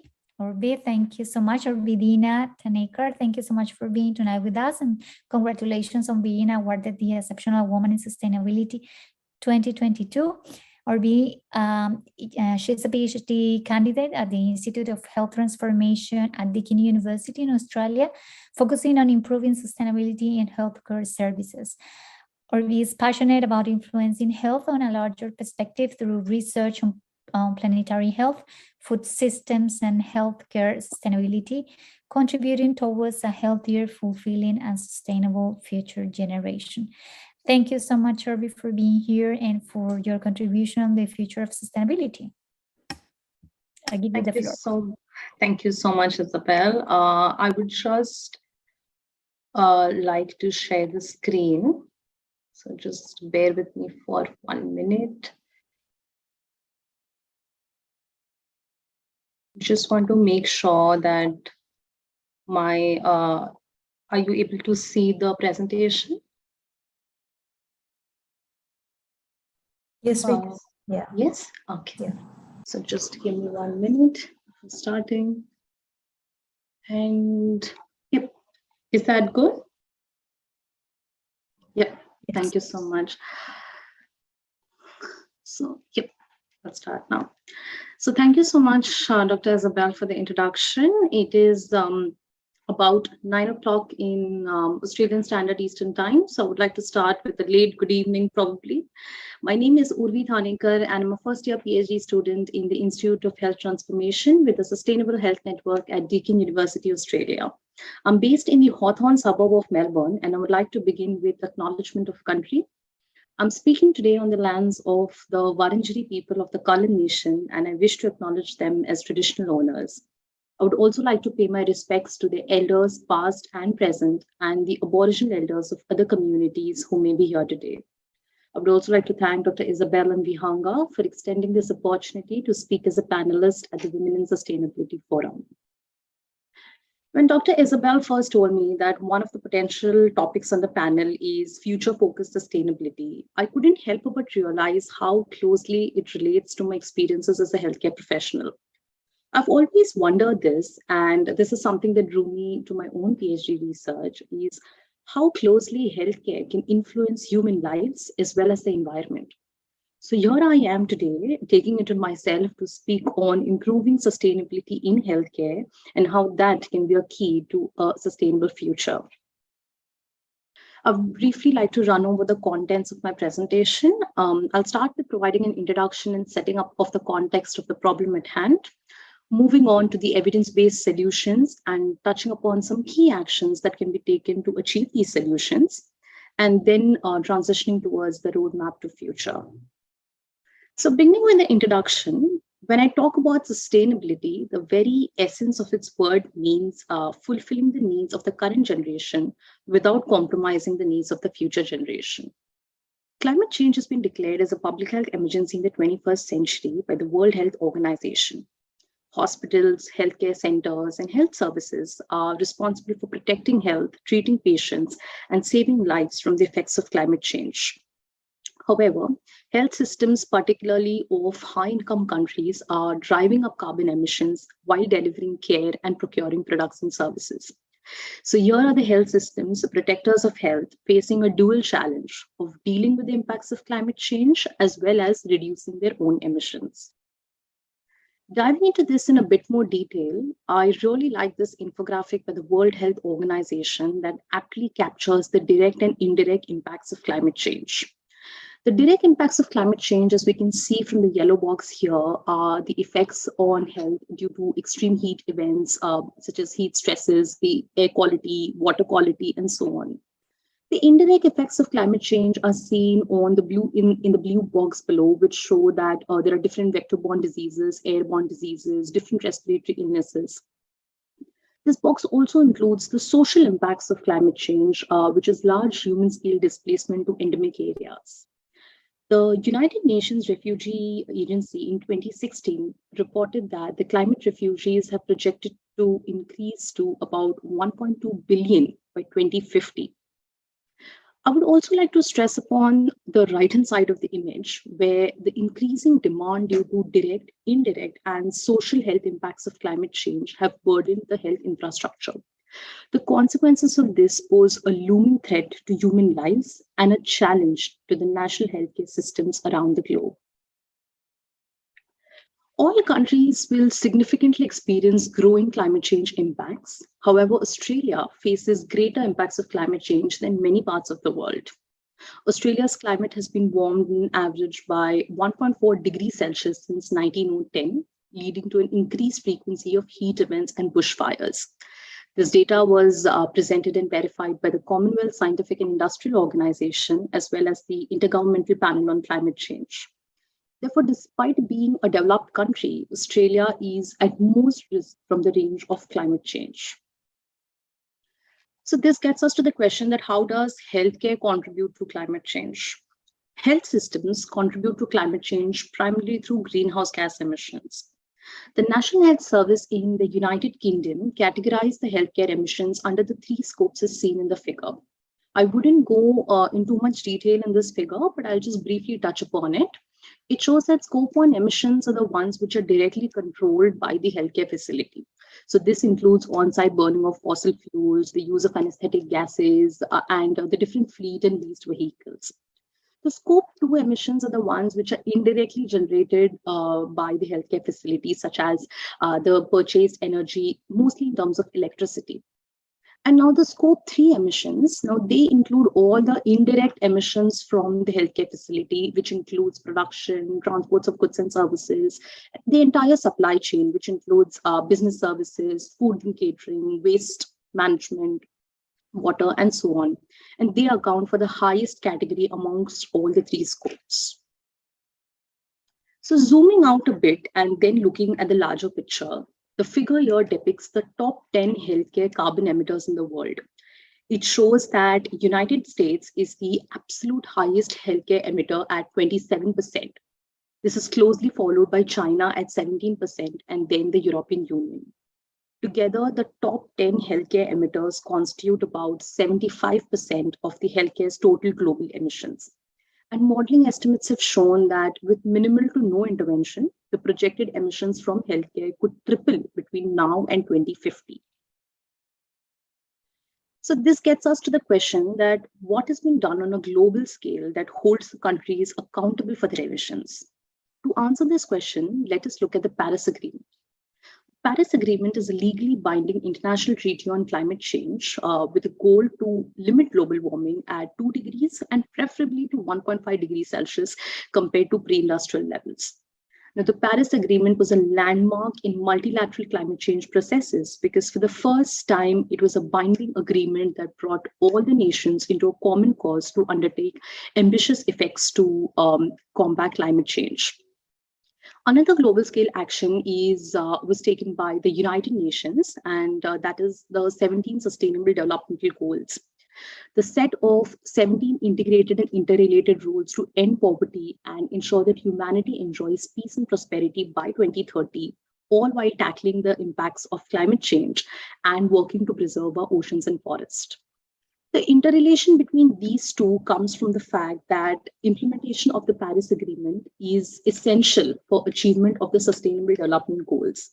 And health systems here can play a role by providing a roadmap for climate actions that will reduce emissions as well as build climate resilience. Moving on to the evidence-based solutions in this space and what can be done. The first step here is that of decarbonizing healthcare emissions. Now, decarbonizing is reduction of the greenhouse gas emissions, including ambitiously declared to reach net zero with an 80% reduction by 2040. So this is possibly the single most credible commitment from a large national scale healthcare organization towards net zero health system. Coordinated leadership such as this is testament to the fact that health services are taking responsibility for their carbon and environmental footprint. Another evidence-based solution is emergence of climate risk assessment tools, such as the Impact Checkup tool, which was developed by the Healthcare Without Harm project through the Global Green and Healthy Hospitals.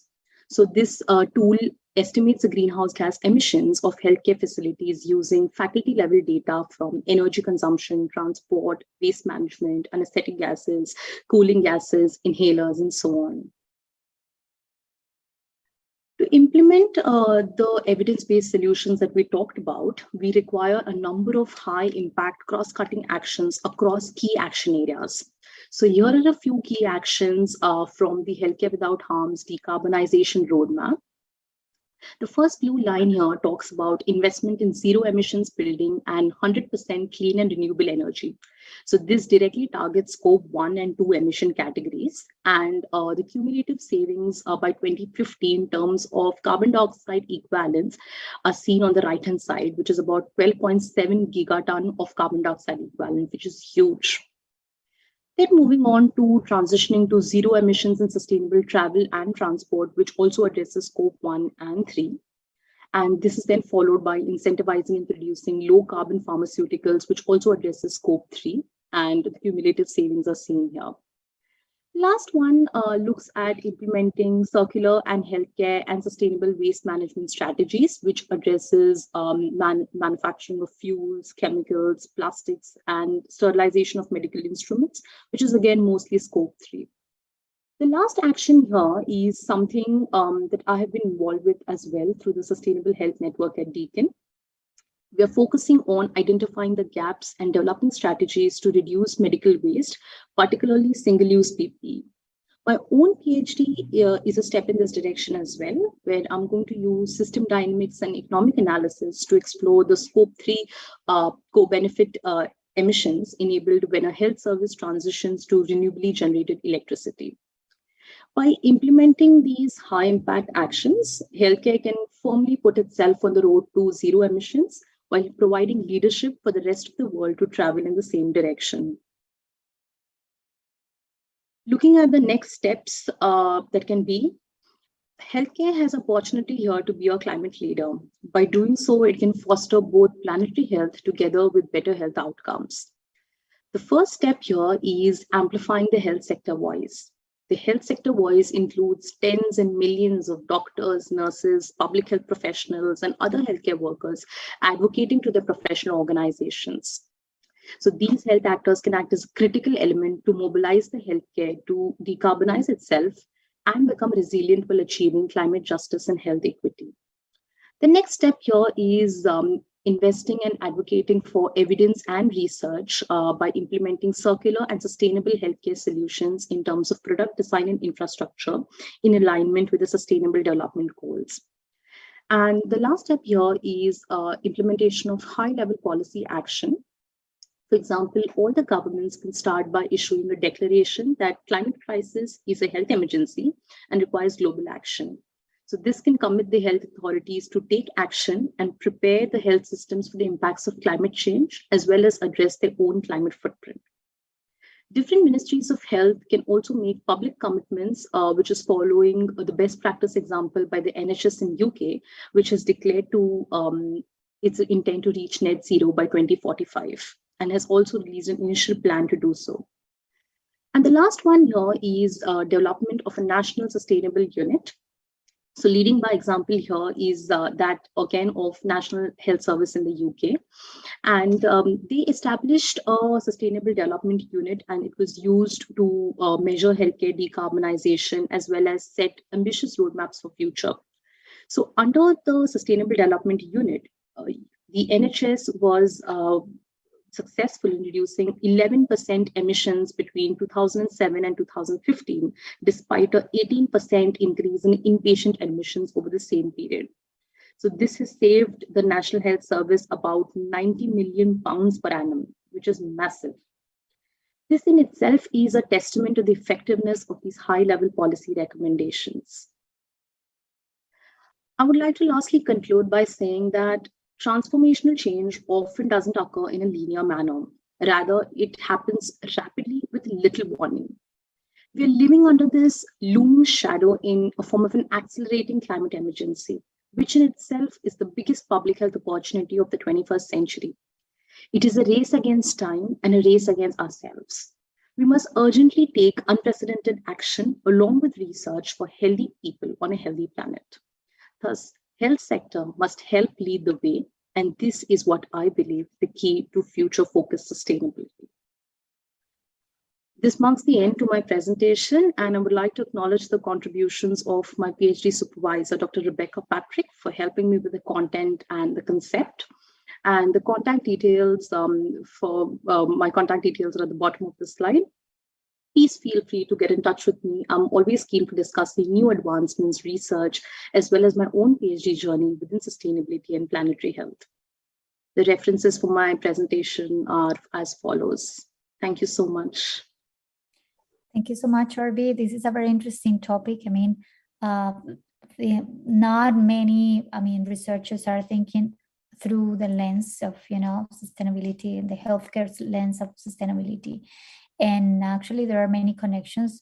The United Nations University, they have a research center in Southeast Asia, working on health issues around sustainable development. So interesting, for example, to connect, for example, if your research somehow can connect with the UNU Center in Malaysia. I think they are doing research on that area in Malaysia.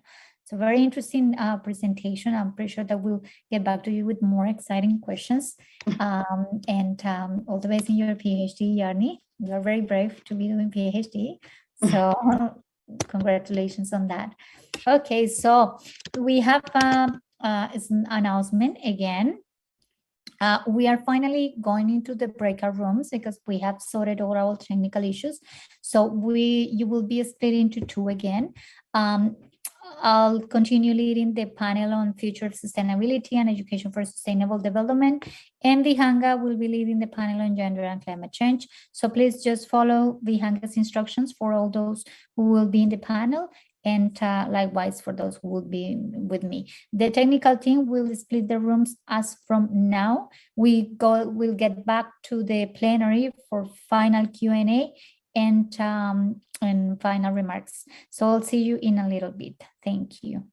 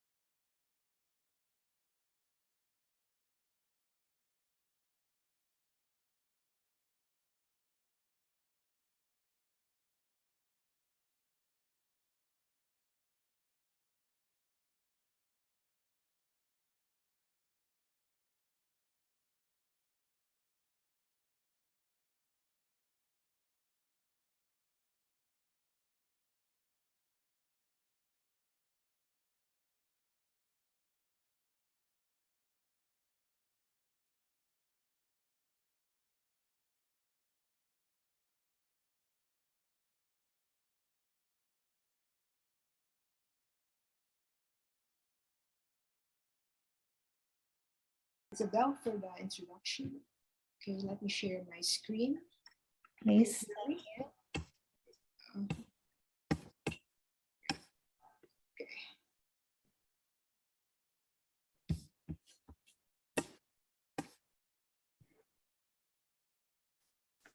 Right.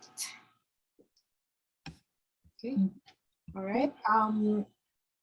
Unlike the announcement earlier about my title, I'm using this title, Learning Communities for Sustainable Development, the Torchbearers Calling. So again, I am Alvi Simonet Q. Alip. I'm a university researcher at the UP Open University, and I'm under the Office of the Vice Chancellor for Academic Affairs. Okay, Sorry, before you continue, could you please speak up a little bit, because it seems like your audio is a bit low. So if you can speak up or just all right. Okay. Volume a little bit up, yes. Okay, can you hear me now? Yes, we can. Okay, I put on my, all right. Okay, let me go to my first slide.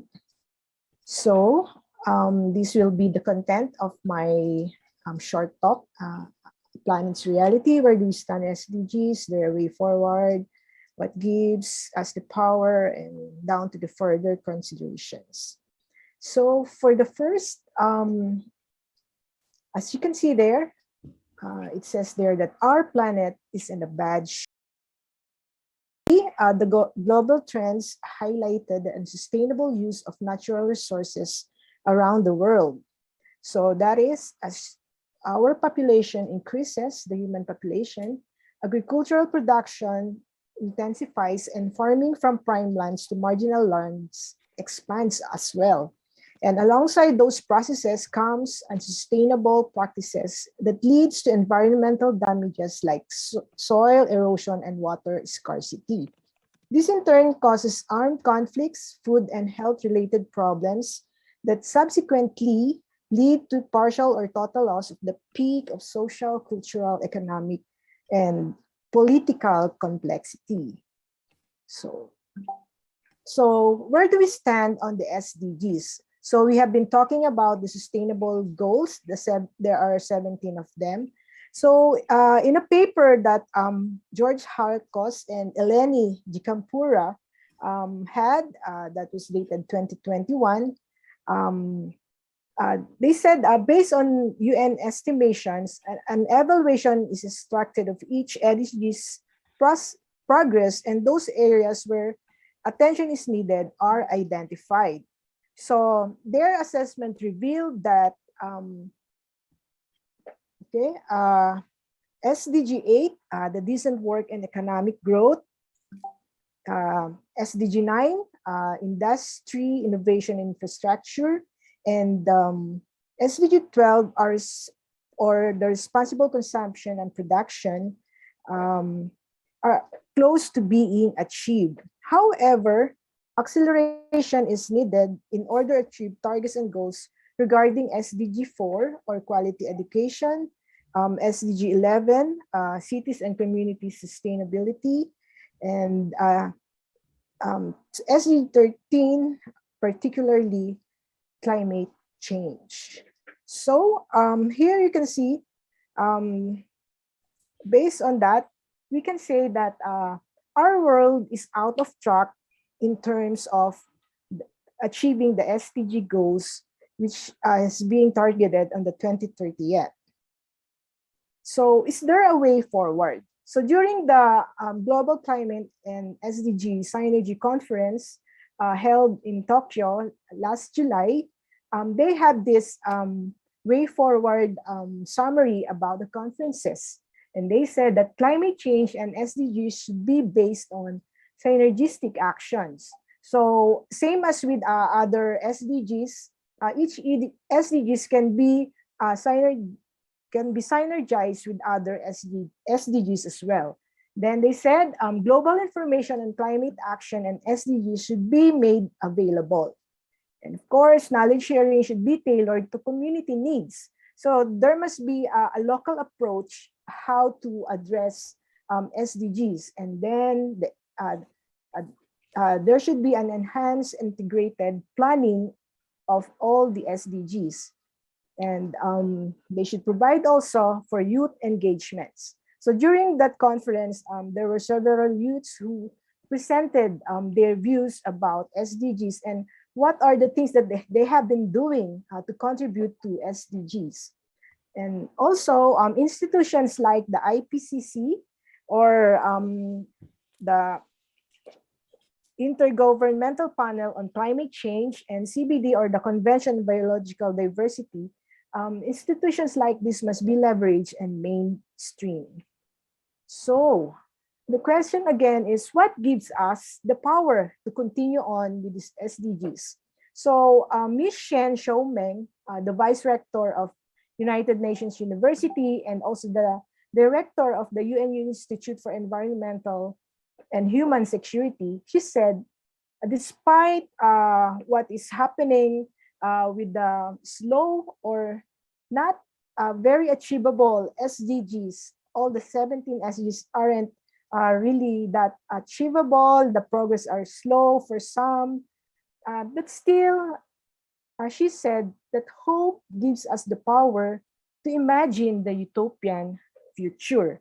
So if you will think about it, utopian future is something that is really not attainable. So we just have to imagine.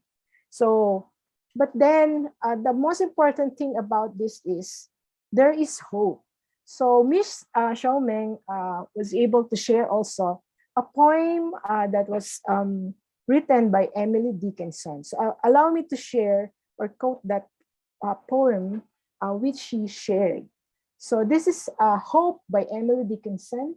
So hope is the thing with feathers that perches in the soul and sings the tune without the words and never stops at all. And if I'll go down to the third line, it says there, I've heard it in the chillest land and on the strangest sea, yet never in extremity it asks a crumb of me. So this hope poem by Emily Dickinson is an extended metaphor that can be likened to concept to a feathered bird, which is permanently perched in the soul of every human. There it sings, never stopping in its quest to inspire. So if we will look at the first word is given emphasis, the quote unquote hope. So this emphasizes that Emily wants to define that elusive word hope, and does so with a metaphor. Hope has feathers and it can, like a bird, perch in the human soul. And we know that feathers are not hard. Feathers are soft and gentle to the touch, but they are also strong in flight. They can fly with the wind and strong in flight even on tiny birds. And feathers are made of complex individual fibers. And these feathers stands for unity in strength. So how should we put hope into action? So the main thing here is the countries should think globally, but act locally. So from communities, from the scale of the communities towards the national level, towards the global level. So think globally and act locally. So global collaboration is needed to promote strategies and policies that will assist in the progress of each SDGs, especially those that are still far from being achieved.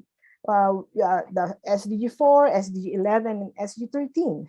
So in particular, further coordinated actions are needed to successfully address the COVID-19 pandemic that we're still battling, so that the globe's path to sustainability is maintained. In this way, social, economic, and environmental problems are properly addressed and mitigated. So it is fundamental for us to understand that our connection with nature as humans is to change our mindsets as stewards to our planet. We are part of nature, and we are not yes, we are stewards. We are the one responsible of taking care of our planet, but we are not the boss. We are part of the nature. So, so let me go on explaining the title that I had, Learning Communities for Sustainable Development. So what are LCs for SD means? So if I will separate the words from my title, I told there's the 1H and 5 Ws, like the nose for the journalism, the questions that journalists usually ask. So for learning, how means how do we attain sustainable development? So and there's the what needs to be learned, what are the sources of information. So for communities, there's this question of the who, the where, and whereas for sustainable development, there's this question of why and when. So for the learning how and what, we know that education or learning have different types. So the formal, informal, and non-formal. So formal, we know it is formal because it can be based on universities like UPOU, and it can be from elementary schools, primary schools, to high schools. And formal universities have curriculums that should be followed, it's structured. Whereas for informal, it is something that like where a person visits the museum, there's learning there. When we visited art galleries, when we have conversations with our families and friends, that's we had this informal learnings. We have this informal education from our peers. And then the non-formal, of course, we all know that, yeah, it is something like the trainings, the workshops that we had, the learning circles, the work experience programs that we are going through. So, and for the method, it can be face-to-face, it can be online or virtual, like what we are having now. We're having it virtual, and it can be hybrid or blended, a combination of face-to-face and online. So for the learning, for the question what, there's this question that we can ask, what we know. What does our students know? What are they beginning to know? What we don't know, but urgently needed to know. So for communities who, of course, these are the social demographic characteristics that we are doing in our research, such as age, gender, occupation, education, background, history, and so on. For where it's a geographical location, it can be a village, municipality, province, etc. So combining these two words, learning communities. So what is learning community? It's an approach to describe how places respond to emerging challenges by bringing key organizations and people together to learn how to invent new responses to challenges in their communities face. So we can say that there's this word that the social scientist Emily Durkheim, I don't know how to pronounce her name. She said that she coined this term, social effervescence. Sorry, I wasn't able to put it in my. She said when people gather for a shared purpose and brush shoulders with one another, the effect can be magical. And to describe this, she said, this is social effervescence. And when people experience this social effervescence, they can be powerfully unifying, and especially when they are focused on doing or pursuing something together, like the goal of the SDGs, Sustainable Development Goals. So the next question is, what is sustainable development? So it has been discussed already. So we know that sustainable development is important because this is the kind of development that meets the needs of the present without compromising to meet the future generations' needs. So when should SDGs be pursued? Now is the time, and tomorrow may be too late. And we should remember that what we have is the planet Earth. It is the planet A. So there's no planet B for us. So for further considerations, let me share with you 2 points that we should consider in pursuing sustainable development through having a learning community. So the first one is to pay attention to how humans think. So humans think in 3 ways. We think automatically, we think socially, we think with mental models. So people think automatically when we are deciding, we usually draw on what comes right away on our mind. So that's automatic, an effortless thing that we do. Next, we think socially. So social norms guide much of our behavior, and many people prefer to cooperate as long as others are doing their share. So we participate in a social movement because our friends or our family also participates in such social movements. The third point is thinking with mental models. So here, what we perceive and how we interpret depend on concepts and worldviews drawn from our societies and from our shared histories. So there's this combination of what we have experienced and what the society has shown us.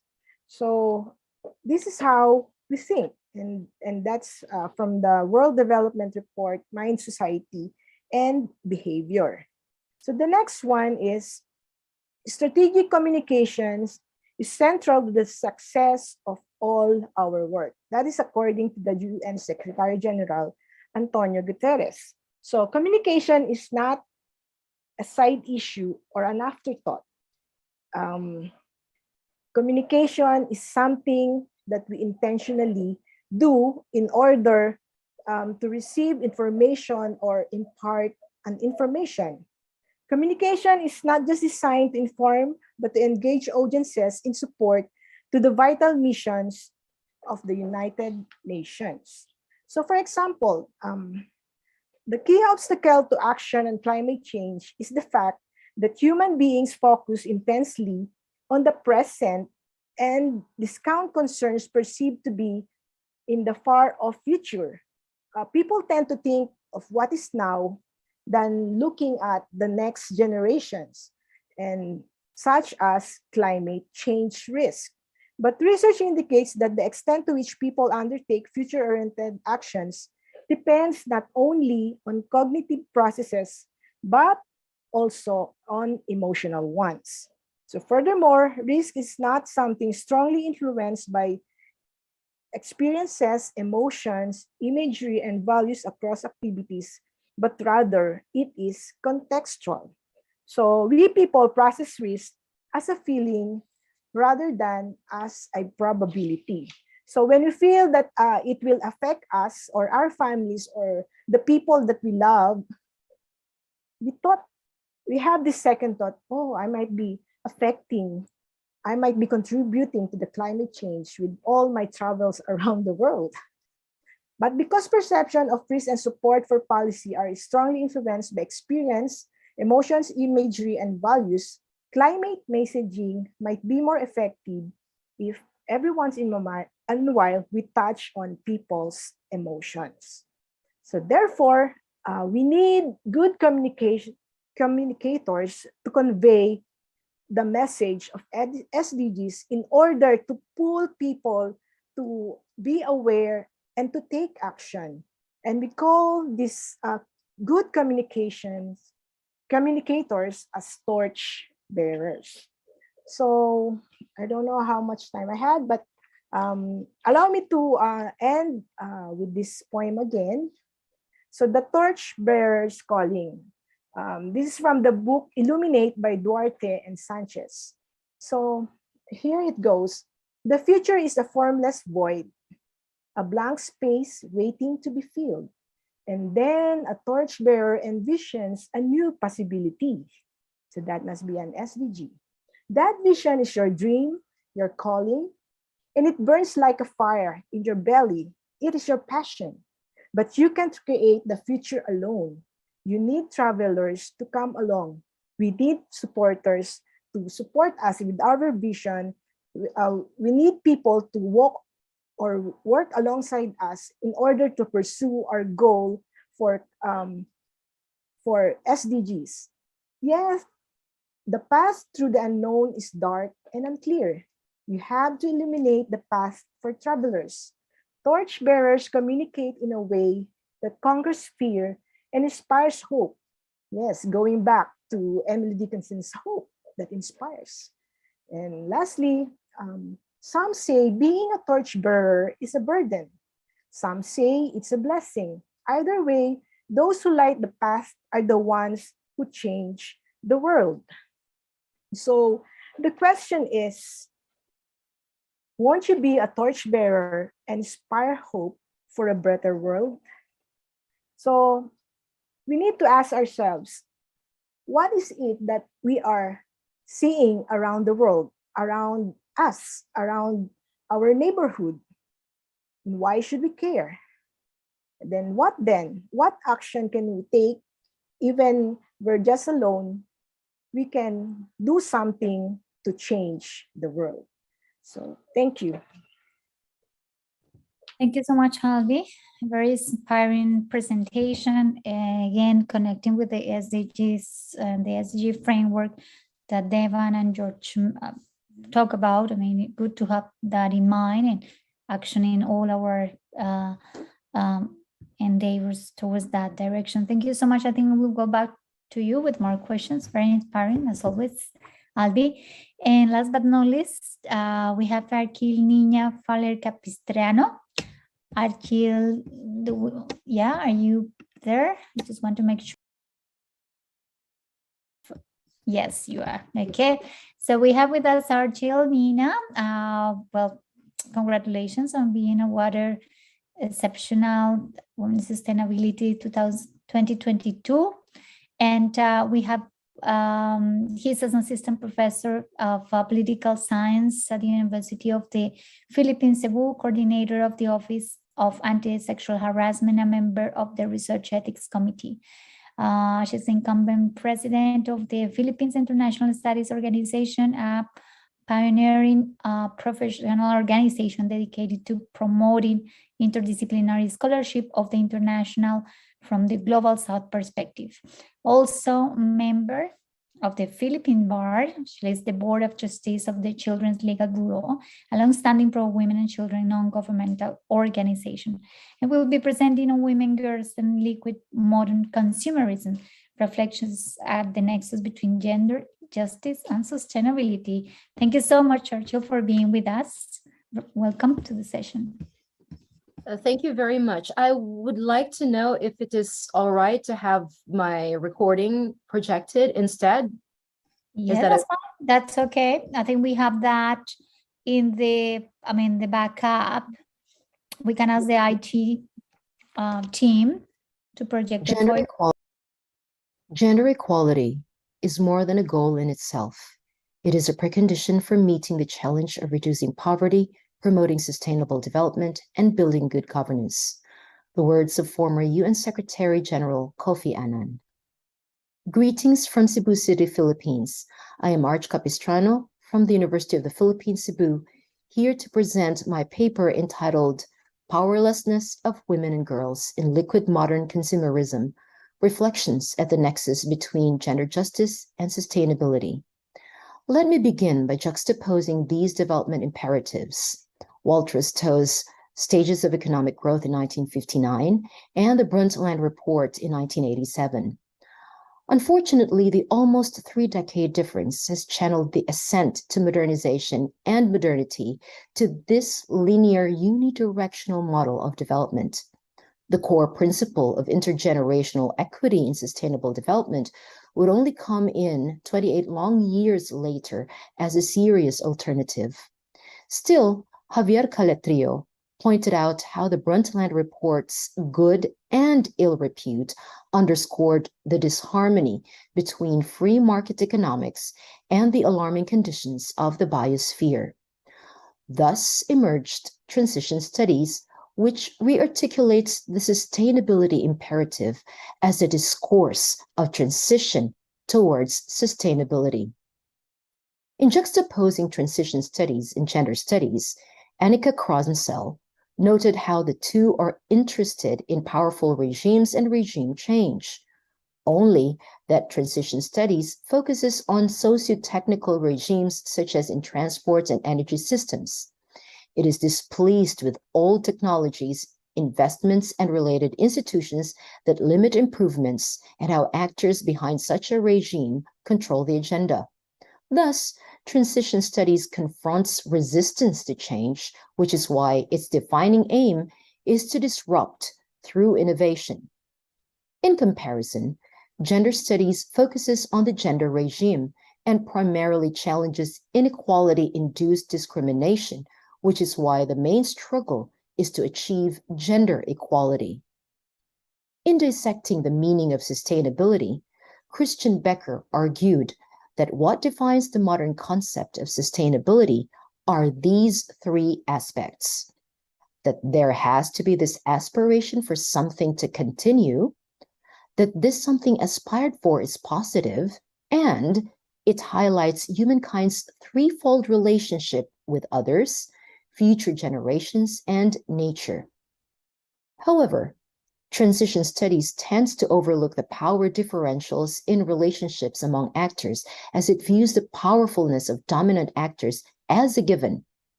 In contrast, gender studies questions the powerlessness of vulnerable actors, particularly women. Pertinently, scholars focusing on the discourse of this human-dominated geological age, or the Anthropocene, note how, despite the complexity of climate and environment-related problems, transition studies ascribes the ultimate capacity to govern, or rather exclusively to public authorities, as opposed to varied configurations of capacities beyond established authorities. For instance, Dalia Simangan, in Charting International Relations in the Anthropocene discourse, argues for a non-modernist understanding of nature and the agency of the vulnerable.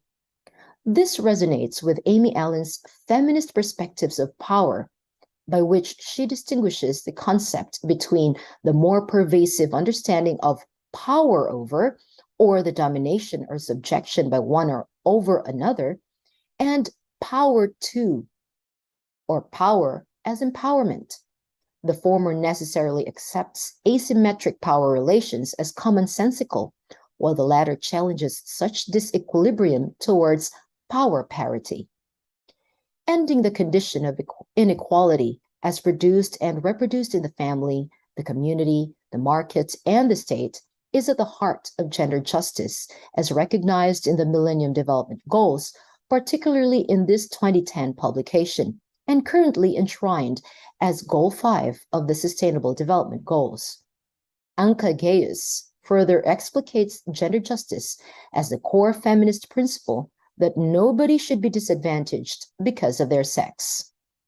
While gender justice can be likened to an end or the destination in the feminist struggle, moving from the position of inequality to a position of equality requires the means, or in relation to destination gender equality, the journey, and that is power. How power dovetails with justice is something I tried to capture in this framework I developed from a forthcoming publication. This plane of powerlessness charts the typical forms and manifestations of power in quadrants aligned either along the latitude of violence, which corresponds to low-level power, or along the latitude of justice where high power is situated. From the left side is recognized or inherent power, but that the farther right it goes, it becomes more consensual. Power as domination or subjection is particularly pronounced in quadrant 3 with the use of force such as rape or intimidation such as sexual harassment. This reported case of environmental refugees in evacuation centers in the aftermath of Super Typhoon Haiyan or Yolanda is a chilling example. Moving up, the consolidation of power based on the consent of the governed gives rise to authority, as typified by state authority whose legitimacy is the basis of the Weberian logic of the state's monopoly of the use of force, along with territorial jurisdiction and the sanctity of borders. Informed by Zygmunt Bauman's concept of liquid modernity, I refer to quadrants 1 and 3 as the quadrants of solidity, because the forms of power in them are typical solid manifestations of power. Bauman refers to liquid modernity as the fluid conditions that we currently navigate. It is a breakaway from modernity's erstwhile solid face, characterized by order and stability. In contrast, liquid modernity's attributes of change and disruption render modernity's solidities, such as state borders, porous, if not helpless, against the onslaught of global, local, or glocal flows, or global fluids that include traveling humans, capital, technology, the internet, terrorism, and even COVID-19. At the border of solidity and fluidity is influence. Undue influence shares the attributes of intimidation descending to the latitude of violence. However, when influence is used to ensure the proper exercise of authority or to demand accountability for abuse, power is elevated to the latitude of justice. And it is understood in its dispositional sense, the power to. The power to, or power as empowerment, is particularly applicable in quadrant 2. Thus, where international and or domestic laws step in to equalize, they address power asymmetries by drawing a line between rights holders and duty bearers, who are usually those in authority, made accountable by influencers such as NGOs to provide conditions for justice. This is why I consider these forms of power to be located along the latitude of justice. Yet, not all of policy and policymaking are necessarily just. Consell wrote that gender studies exposes how in climate-related issues, the privileged actors tend to be white men with higher income. Mindful of intersectionality in relation to gender justice, Harriet Bulkley, in writing Climate-Changed Urban Futures, cautions to not assume that all climate politics does good. After all, a decade before, Geraldine Terry penned No Climate Justice Without Gender Justice that highlights how our shared planetary problem is so differentiated in terms of impact, suffering, and capacity to adopt on the part of women along the North-South divide, as well as how gender issues are marginal in international policy, such as the UN Framework Convention on Climate Change and the Kyoto Protocol. Kreese, Parsons, and Fisher's 2018 book chapter entitled No Climate Justice Without Gender Justice, Explorations of the Intersections Between Gender and Climate Injustices in Climate Adaptation Actions in the Philippines, exposes how climate change vulnerability has become feminized in the country. That is, women, especially poor women, bear the compounded burdens of family care and climate adaptation as they are homogenized to be dealt with one-size-fits-all palliative economic alleviation measures that show how distributive justice is unresponsive on the ground, even as the demands of procedural justice are not met in policymaking. This, despite the Philippines' stellar record on gender parity in the World Economic Forum's Global Gender Gap Index. This scenario of feminized vulnerability contrasts with post-feminism's packaging of women as empowered subjects in the neoliberal world order. Of particular concern is what constitutes empowerment, which, when juxtaposed with the linear unidirectional path to neoliberal modernity, is linked to enabling consumer power. With free markets engaging individuals in making consumer choices, Bauman contends that recasting the individual drive to consume into a collective attribute ushered in a society of consumers in lieu of the erstwhile society of producers, characterized by the collective drive for work and productivity. Consequently, a culture of consumer capitalism rooted in consumerism becomes embedded in modernity as productivity standards privilege unabated economic growth to the point that even non-monetary aspects of life are becoming monetized or marketized for consumption, oblivious of externalities. The tendency towards evaluation and evaluation of almost anything shows how unbridled consumerism is a locus of exploitation, an outlet of oppression, and a mockery of sustainability. In this vein, I argue that while climate and environmental politics feminizes vulnerability, post-feminism feminizes consumerism at the expense of sustainability. Commodifying beauty to validate empowerment is an obvious area of concern, given that about 70% of the beauty industry's waste comes from packaging, an environmental menace that gets more fanciful the more high-end the product is. As we speak, microbeads from beauty products and microplastics are slowly killing us as we consume aquatic resources, which themselves are dying due to plastic pollution, along with ocean chemical pollution from beauty protection products such as sunscreens. These, along with air pollution via volatile organized compounds, animal cruelty in testing cosmetics, deforestation for plantations and packaging, and child labor are compelling considerations that deserve our attention, despite the hype about corporate social responsibility and greening up efforts in cosmetics. On the individual level, is there really empowerment in the choices women and girls make on the path to beauty and desirability, or is this objectification version 2.0? In this regard, I segue to another forthcoming publication which focuses on what I call as gadgetized consumerism and how the aspiration to consume relegates the consumer to a mere commodity in the neoliberal capitalist marketplace of the global economy. As a country known for its poverty and romanticization of labor migration, the Philippines presents a hybrid consumerist society where not only the elites engage in conspicuous consumption to exhibit affluence, even the financially challenged obsess over the consumerist lifestyle despite their lack of means, which makes them a prime example of what Bauman refers to as flawed consumers.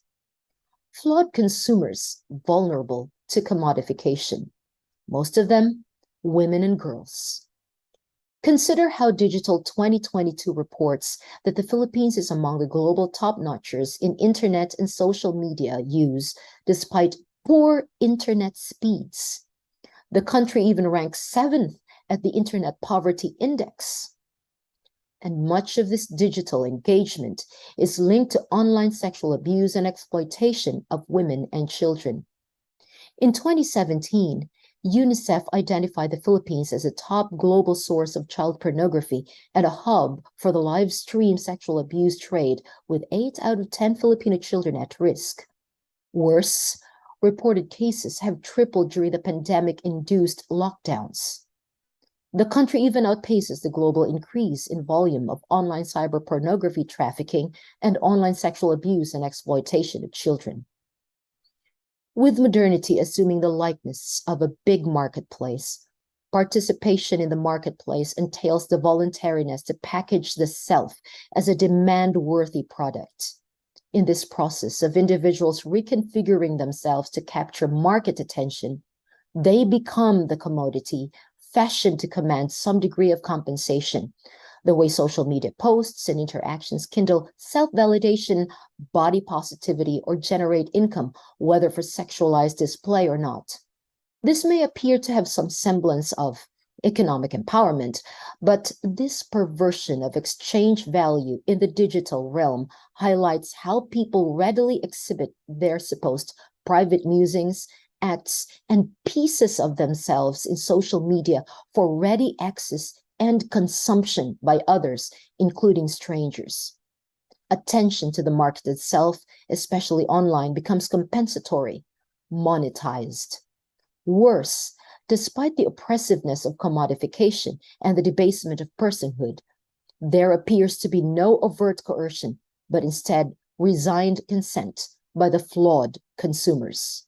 They exemplify Erich Fromm's Homo consumens, whose consumerist conduct is intended as a recompense for their inadequacies.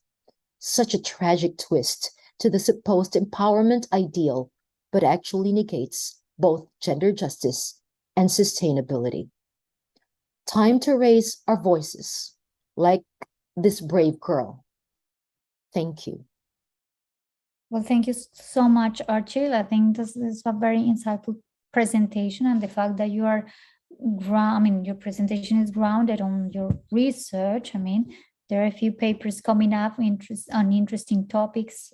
And putting things in different perspective as well. I think it connects very well with the issues that Orbi mentioned before, and healthcare issues. For example, all the beauty, industry and all the empowerment issues around the beauty industry. That's something that probably we just, ordinary women, we don't think of, but there are actually, to what extent, for example, we as women, we are exacerbating, those power dynamics. And even, the last facts that you presented in terms of, for example, sexual pornography and things, and sexual, in the case of the Philippines, I've heard of many of those cases in other countries. It's interesting that how you're backing that up with your research and further studies on power dynamics. For sure, we'll get back to you with more questions. I'm pretty sure that we'll have interesting questions because it was a very insightful presentation. And with this, we finish this panel. Thank you so much for being here, for joining us to this panel. And we are going back to the plenary session. We ask the technical team to please just take us back to the plenary, and we'll finish with some questions for last presenters and the final remarks. Thank you so much.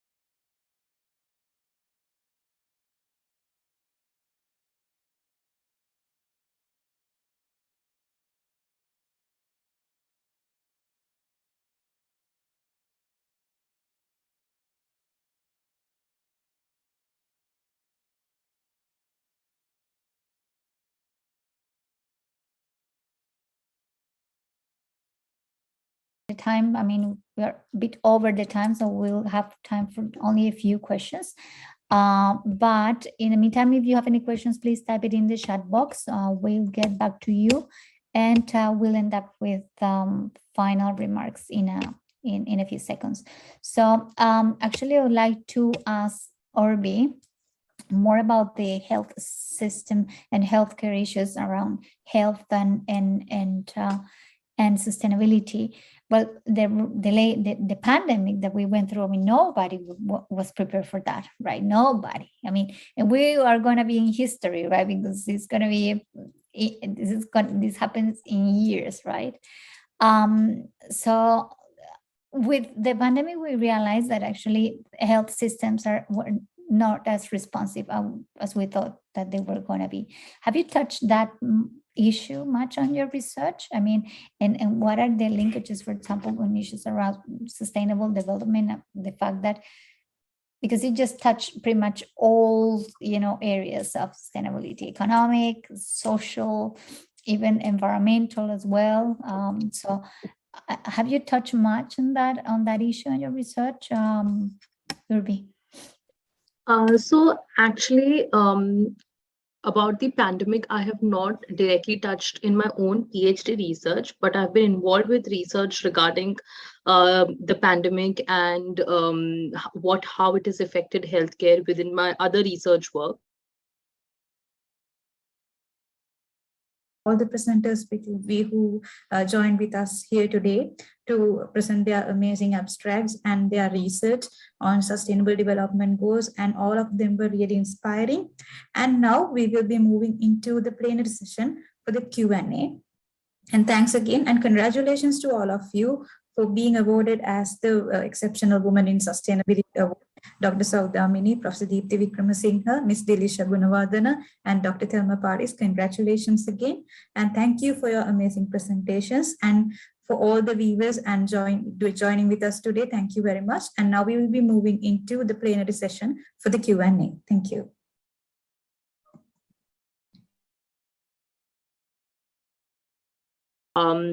Nurses, waste coordinators, consumer service representatives in a health service. And we asked them that what are the drivers and challenges to increase in medical waste, specifically single-use PPE.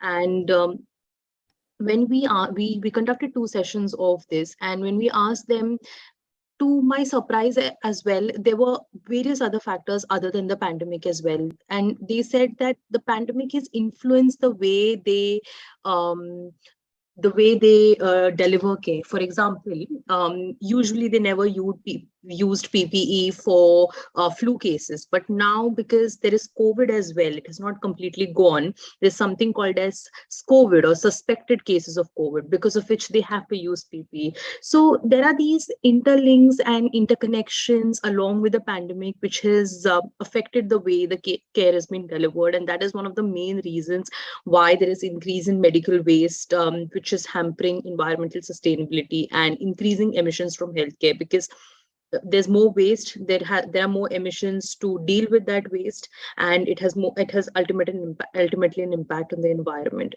So I think a step in this direction is to understand actually what are the drivers and challenges here.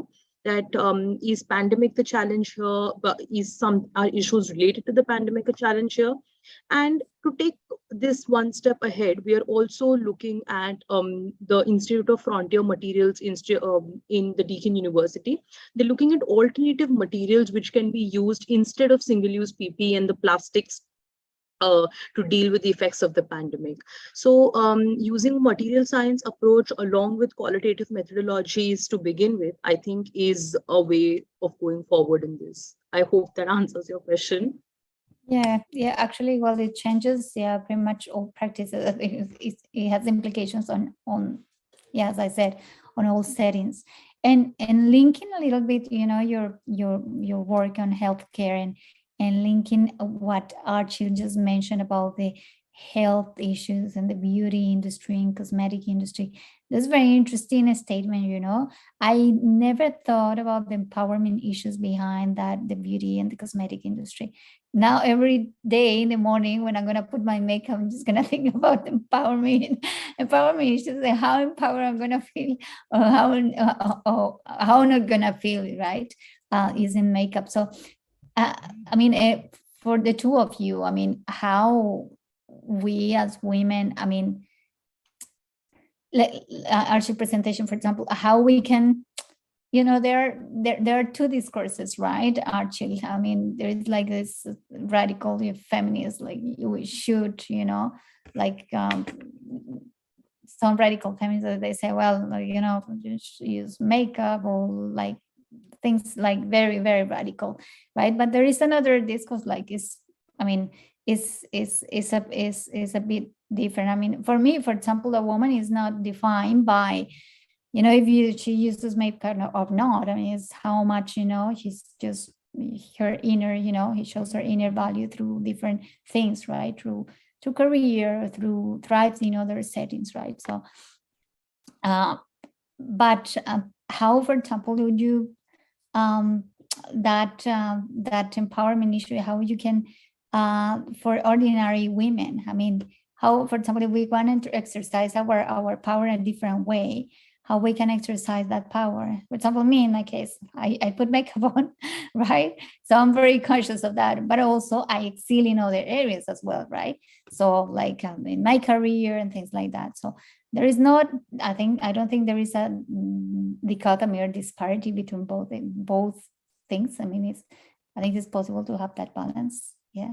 To be feminine and at the same time to, have that empowerment is that's what I was trying to say. Just it's a different approach, obviously, but in the practicality, obviously, you have backed it up with theory, and then that's interesting. But yeah, I don't know if I would like to, if you can explore a bit further on the issue, on that empowerment issue and all the cosmetic industry, and yeah, that'd be great. Okay, so thank you very much for the opportunity to clarify further what I presented.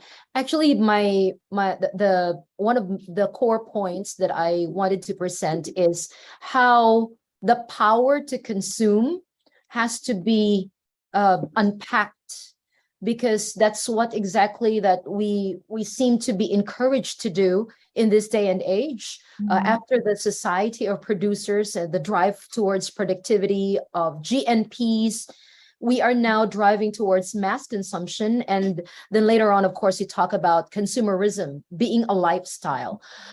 Per se, I'm not saying that it's bad to use makeup, for instance. It is just that we need to be, in my work, I actually focused on two kinds of consumerism. So one is about beauty products, how beauty may give women particularly that sense of empowerment. And that is true. That is actually true. And it's also good that we are promoting, for instance, body positivity. Unlike before, for instance, at least gone are the days when we are talking about only the very thin models. We now have plus size, and we are looking at the fashion industry, for instance, in being more inclusive to women of all sizes and even all colors. And this is really a very good development. The cautionary point that I am trying to actually show in my work is that we also need to be conscious as to the extent of the empowerment, the sense of empowerment that we have in terms of beauty, because there could be the tendency of neoliberal marketers, for instance, marketing of cosmetic products, even mindless of the environmental degradation that the products actually cause to Mother Nature, to the planet. And it's because of the tendency to package something else, which is in this case post-feminism, that women this time are not objects, but are empowered subjects. One of them being the beautiful women, and that anybody can be beautiful. Anybody can now rejoice and celebrate body positivity. So it is at that juncture that we also try to examine whether or not that sense of empowerment really brings us closer to gender justice. The other one is gadgetized consumerism. So consumerism of beauty products is one example that I presented in my paper. The other one is on gadgetized consumerism. And I showed you the irony of the Philippines actually having to bear and suffer. My colleagues from UPOU would probably, and that's one of the reasons why I opted for my video presentation to be played, because usually at this time, traffic is quite high in the internet, and I could be disconnected anytime because of slow internet speeds. Yet you will note that in Digital 2022, the report by Hootsuite and We Are Social, the Philippines is among the top notchers of internet and social media use. So you see the disconnect there of very low internet speeds and yet very high digital engagement on the part of the population. And a lot of these population tend to be objectified in pornography, women and girls particularly. And that's, again, another point for us to be cautious about the drive towards economic empowerment, even if this sense of empowerment may not bring us closer to gender justice and to sustainability. So that's exactly what I would like to pinpoint in my presentation. Okay. Yeah, I got your argument now. Probably it wasn't clear for me before, but I got it now. Yeah, we did an interesting piece of work at the United Nations University, linking sustainable consumption and production, gender and education. And now I can see the links clearly. And we did another piece of work with the Bunka Fashion College, and that was precisely on sustainability issues. So how is it is okay right now, right, to have the plus size, right? You need to have the perfect body, right? So the thing with what you said before, I mean, we need to be aware of, how we practice, sustainability, and we can do that ourselves as well, right? So looking after ourselves doesn't mean that, we just need, look after the products, for example, that we use. Are they organic? Where they come from? Well, look at the supply chain, right? Are they using animals to produce those products, for example, in cosmetics, right? Or what type of, media are we consuming, right? Just being conscious, but that requires also a mindset. I think we women have the power to change that.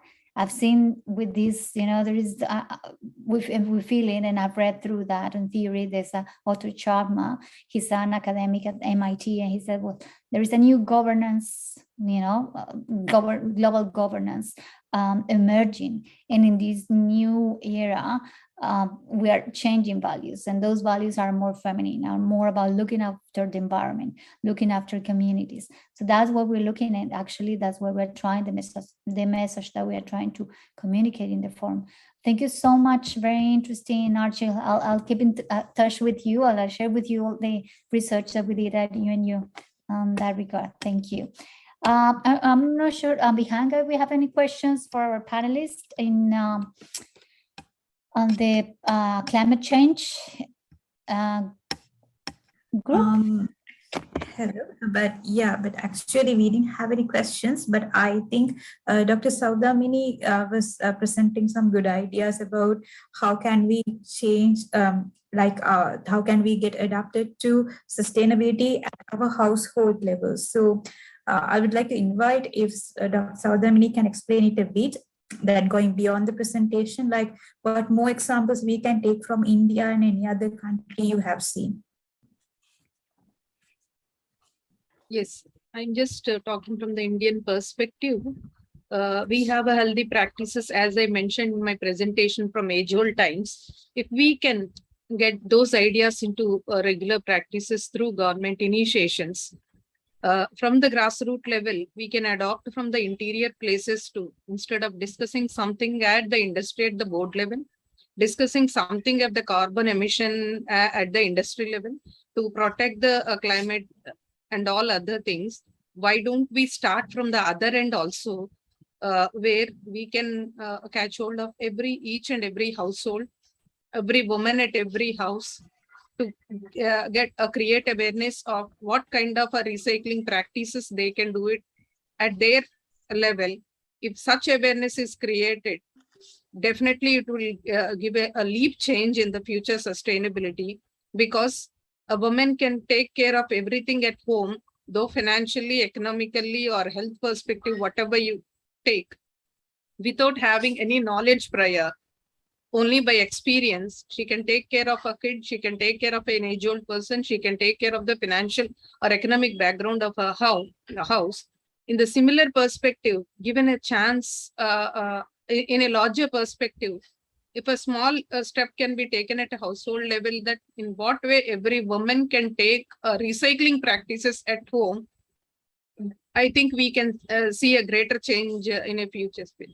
Not that they are not doing, they are doing, but a little encouragement need to be given. The healthy practices, what they are doing is not lesser than what actually doing at the industry level also. That is all my perspective. Thank you so much, Dr. Sodamini. Actually, this applies to the Gambian case that George talked about in the plenary session, you know, where actually women they don't even have access to internet or, you know, or TV. They are pretty much uninformed of everything what is happening. And that leads to wrong decisions, right? For example, they don't have availability and information in terms of parenthood or planning, family planning, things that are very essential, and we take for granted. But actually, there are, you know, locations such as Dr. Sodamini mentioned before, in India, and as I said before, in Gambia, that are in very, like, women were in very detrimental conditions. Yeah, that put things into perspective as well. Any more questions? I think we have time for our last question, and then we close our forum. I think we are fine, I guess. Here they're saying they're interested in partnerships. Yeah, of course. I mean, this is a space for collaboration, ongoing collaboration. So don't think that this is the end of the forum. This is the end of our collaboration, right? No, this is a door that is open, and from here, I mean, we can connect, we can reconnect.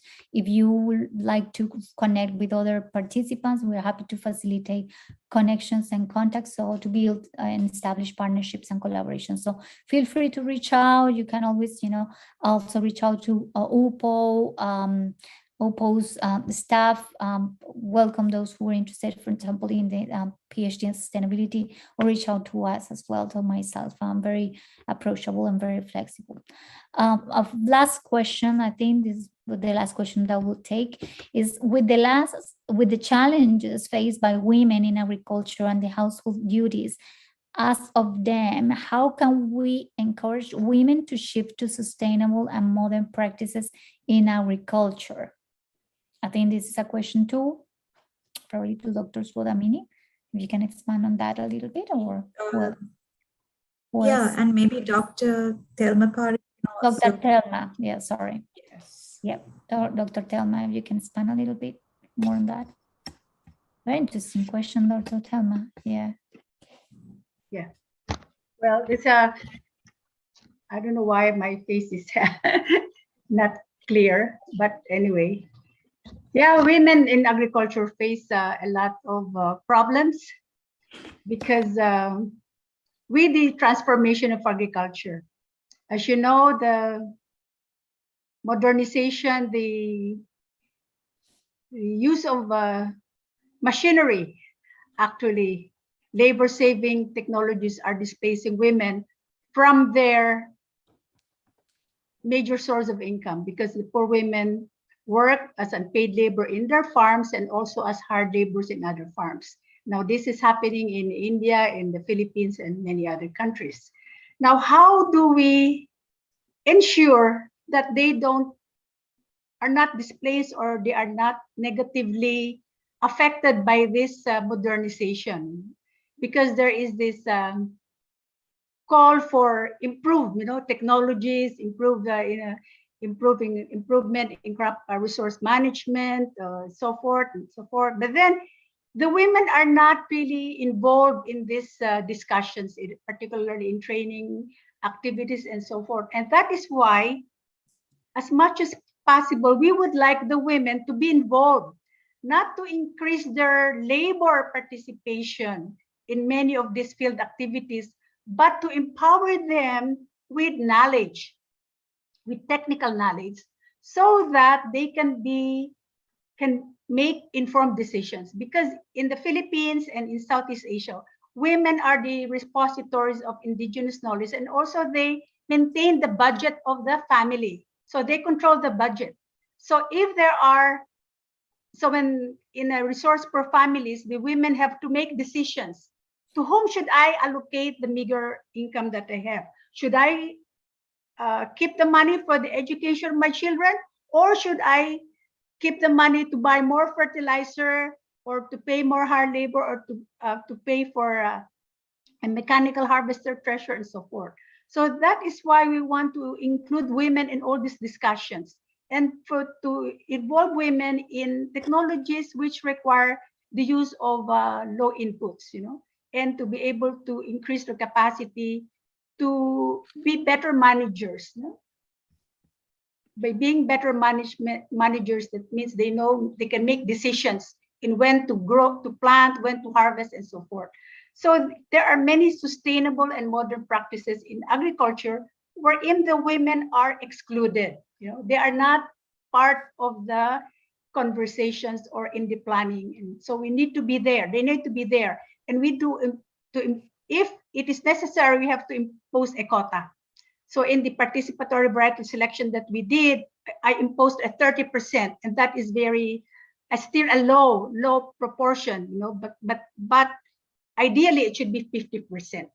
So that is how we can do it. We need to impose a quota or something that will, so that the scientists will be able to, will take it as a part of the system, or part of the way they do experiments, not only with the male farmers, but with the women farmers as well.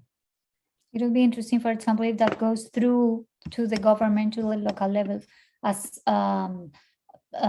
Kate Venegas explained before in the plenary, right? So in the Philippines, they already have this, budgets that actually allocate 40% or a specific percent to women, and only this 40% goes for women, right? So if that happens, for example, at the governance level, it would be much easier to localize those, for example, monies, and until they become equal. Yeah, that's right. That's correct. But not many countries have that approach, unfortunately. And yeah. Okay, so we have many comments. I think you just inspire many women. Telma, yeah. We say hi, so it's very okay. So I think with this, we close the plenary unless anyone has another comment. And she'll say we just need to make sure that women are not further exploited as workhorses, which is true, towards mindless productivity. And that happens everywhere, right? I'm telling you, that happens in the developed and developing countries. Yes, right? yes. Everywhere. Everywhere. So rightly said for all of you. And I think thank you so much for sharing this space and sharing this time with all of us. We are a bit over time, so our speakers, some of them have to leave, so we might have to finish here, but feel free to reach out to our participants. Just a brief final remarks. We started with this comprehensive framework to sustainable development goals, the SDGs. George, Devan, Alvi, and Ivan, they just drove us through all the SDGs at the global level, and then we localized that more into with Fina Flor and Kat Venegas, with all those policies at the local level, actually to help women thrive. And then with all that governance framework, the global and the local level, that has implications obviously in issues such as climate change and the future of sustainability, issues around household, the household issue that mentioned Dr. Sudamini, Dr. Telma now, just around the agriculture issue and the underrepresentation of women in that sector. And obviously, our Child, she gave us a great presentation of what is gender justice, and I think that applies, that intersects pretty much all topics. And we complement that very well with Orbi's presentation in terms of healthcare issues and, for example, access for women And Albie, thank you so much as well for your contribution on top, which actually help us close that back to the global perspective of sustainable development. So thank you so much to all of you for your contributions. Thank you to UPO for their time, their contribution, and their patience as well, because they've been very patient and very supportive. And yeah, we have an evaluation link for everyone. If you'd like to give us some feedback, that would be great. And please just keep in touch. This is a time, you know, for us women to thrive further, and we can do that together. I mean, that solidarity exists, and we can make it happen from now on. So reach out. We are all open for collaborations and partnerships. Thank you so much. Wish you all the best in your future endeavors, and see you next time in our next forum. Let's stay in touch, please. Thank you so much to all of you for your time and participation. Thank you, everyone. Thank you. Thank you, RB. I think it's Lady Melbourne. Yeah. From Women UPO. Yeah. Thank you. Yeah. UPO. Thank you. Thank you so much. Telma, Dr. Telma, thank you so much. Jelisa was behind the scenes, was very helpful. Thank you so much. Good night, Luisa. Yeah. Okay.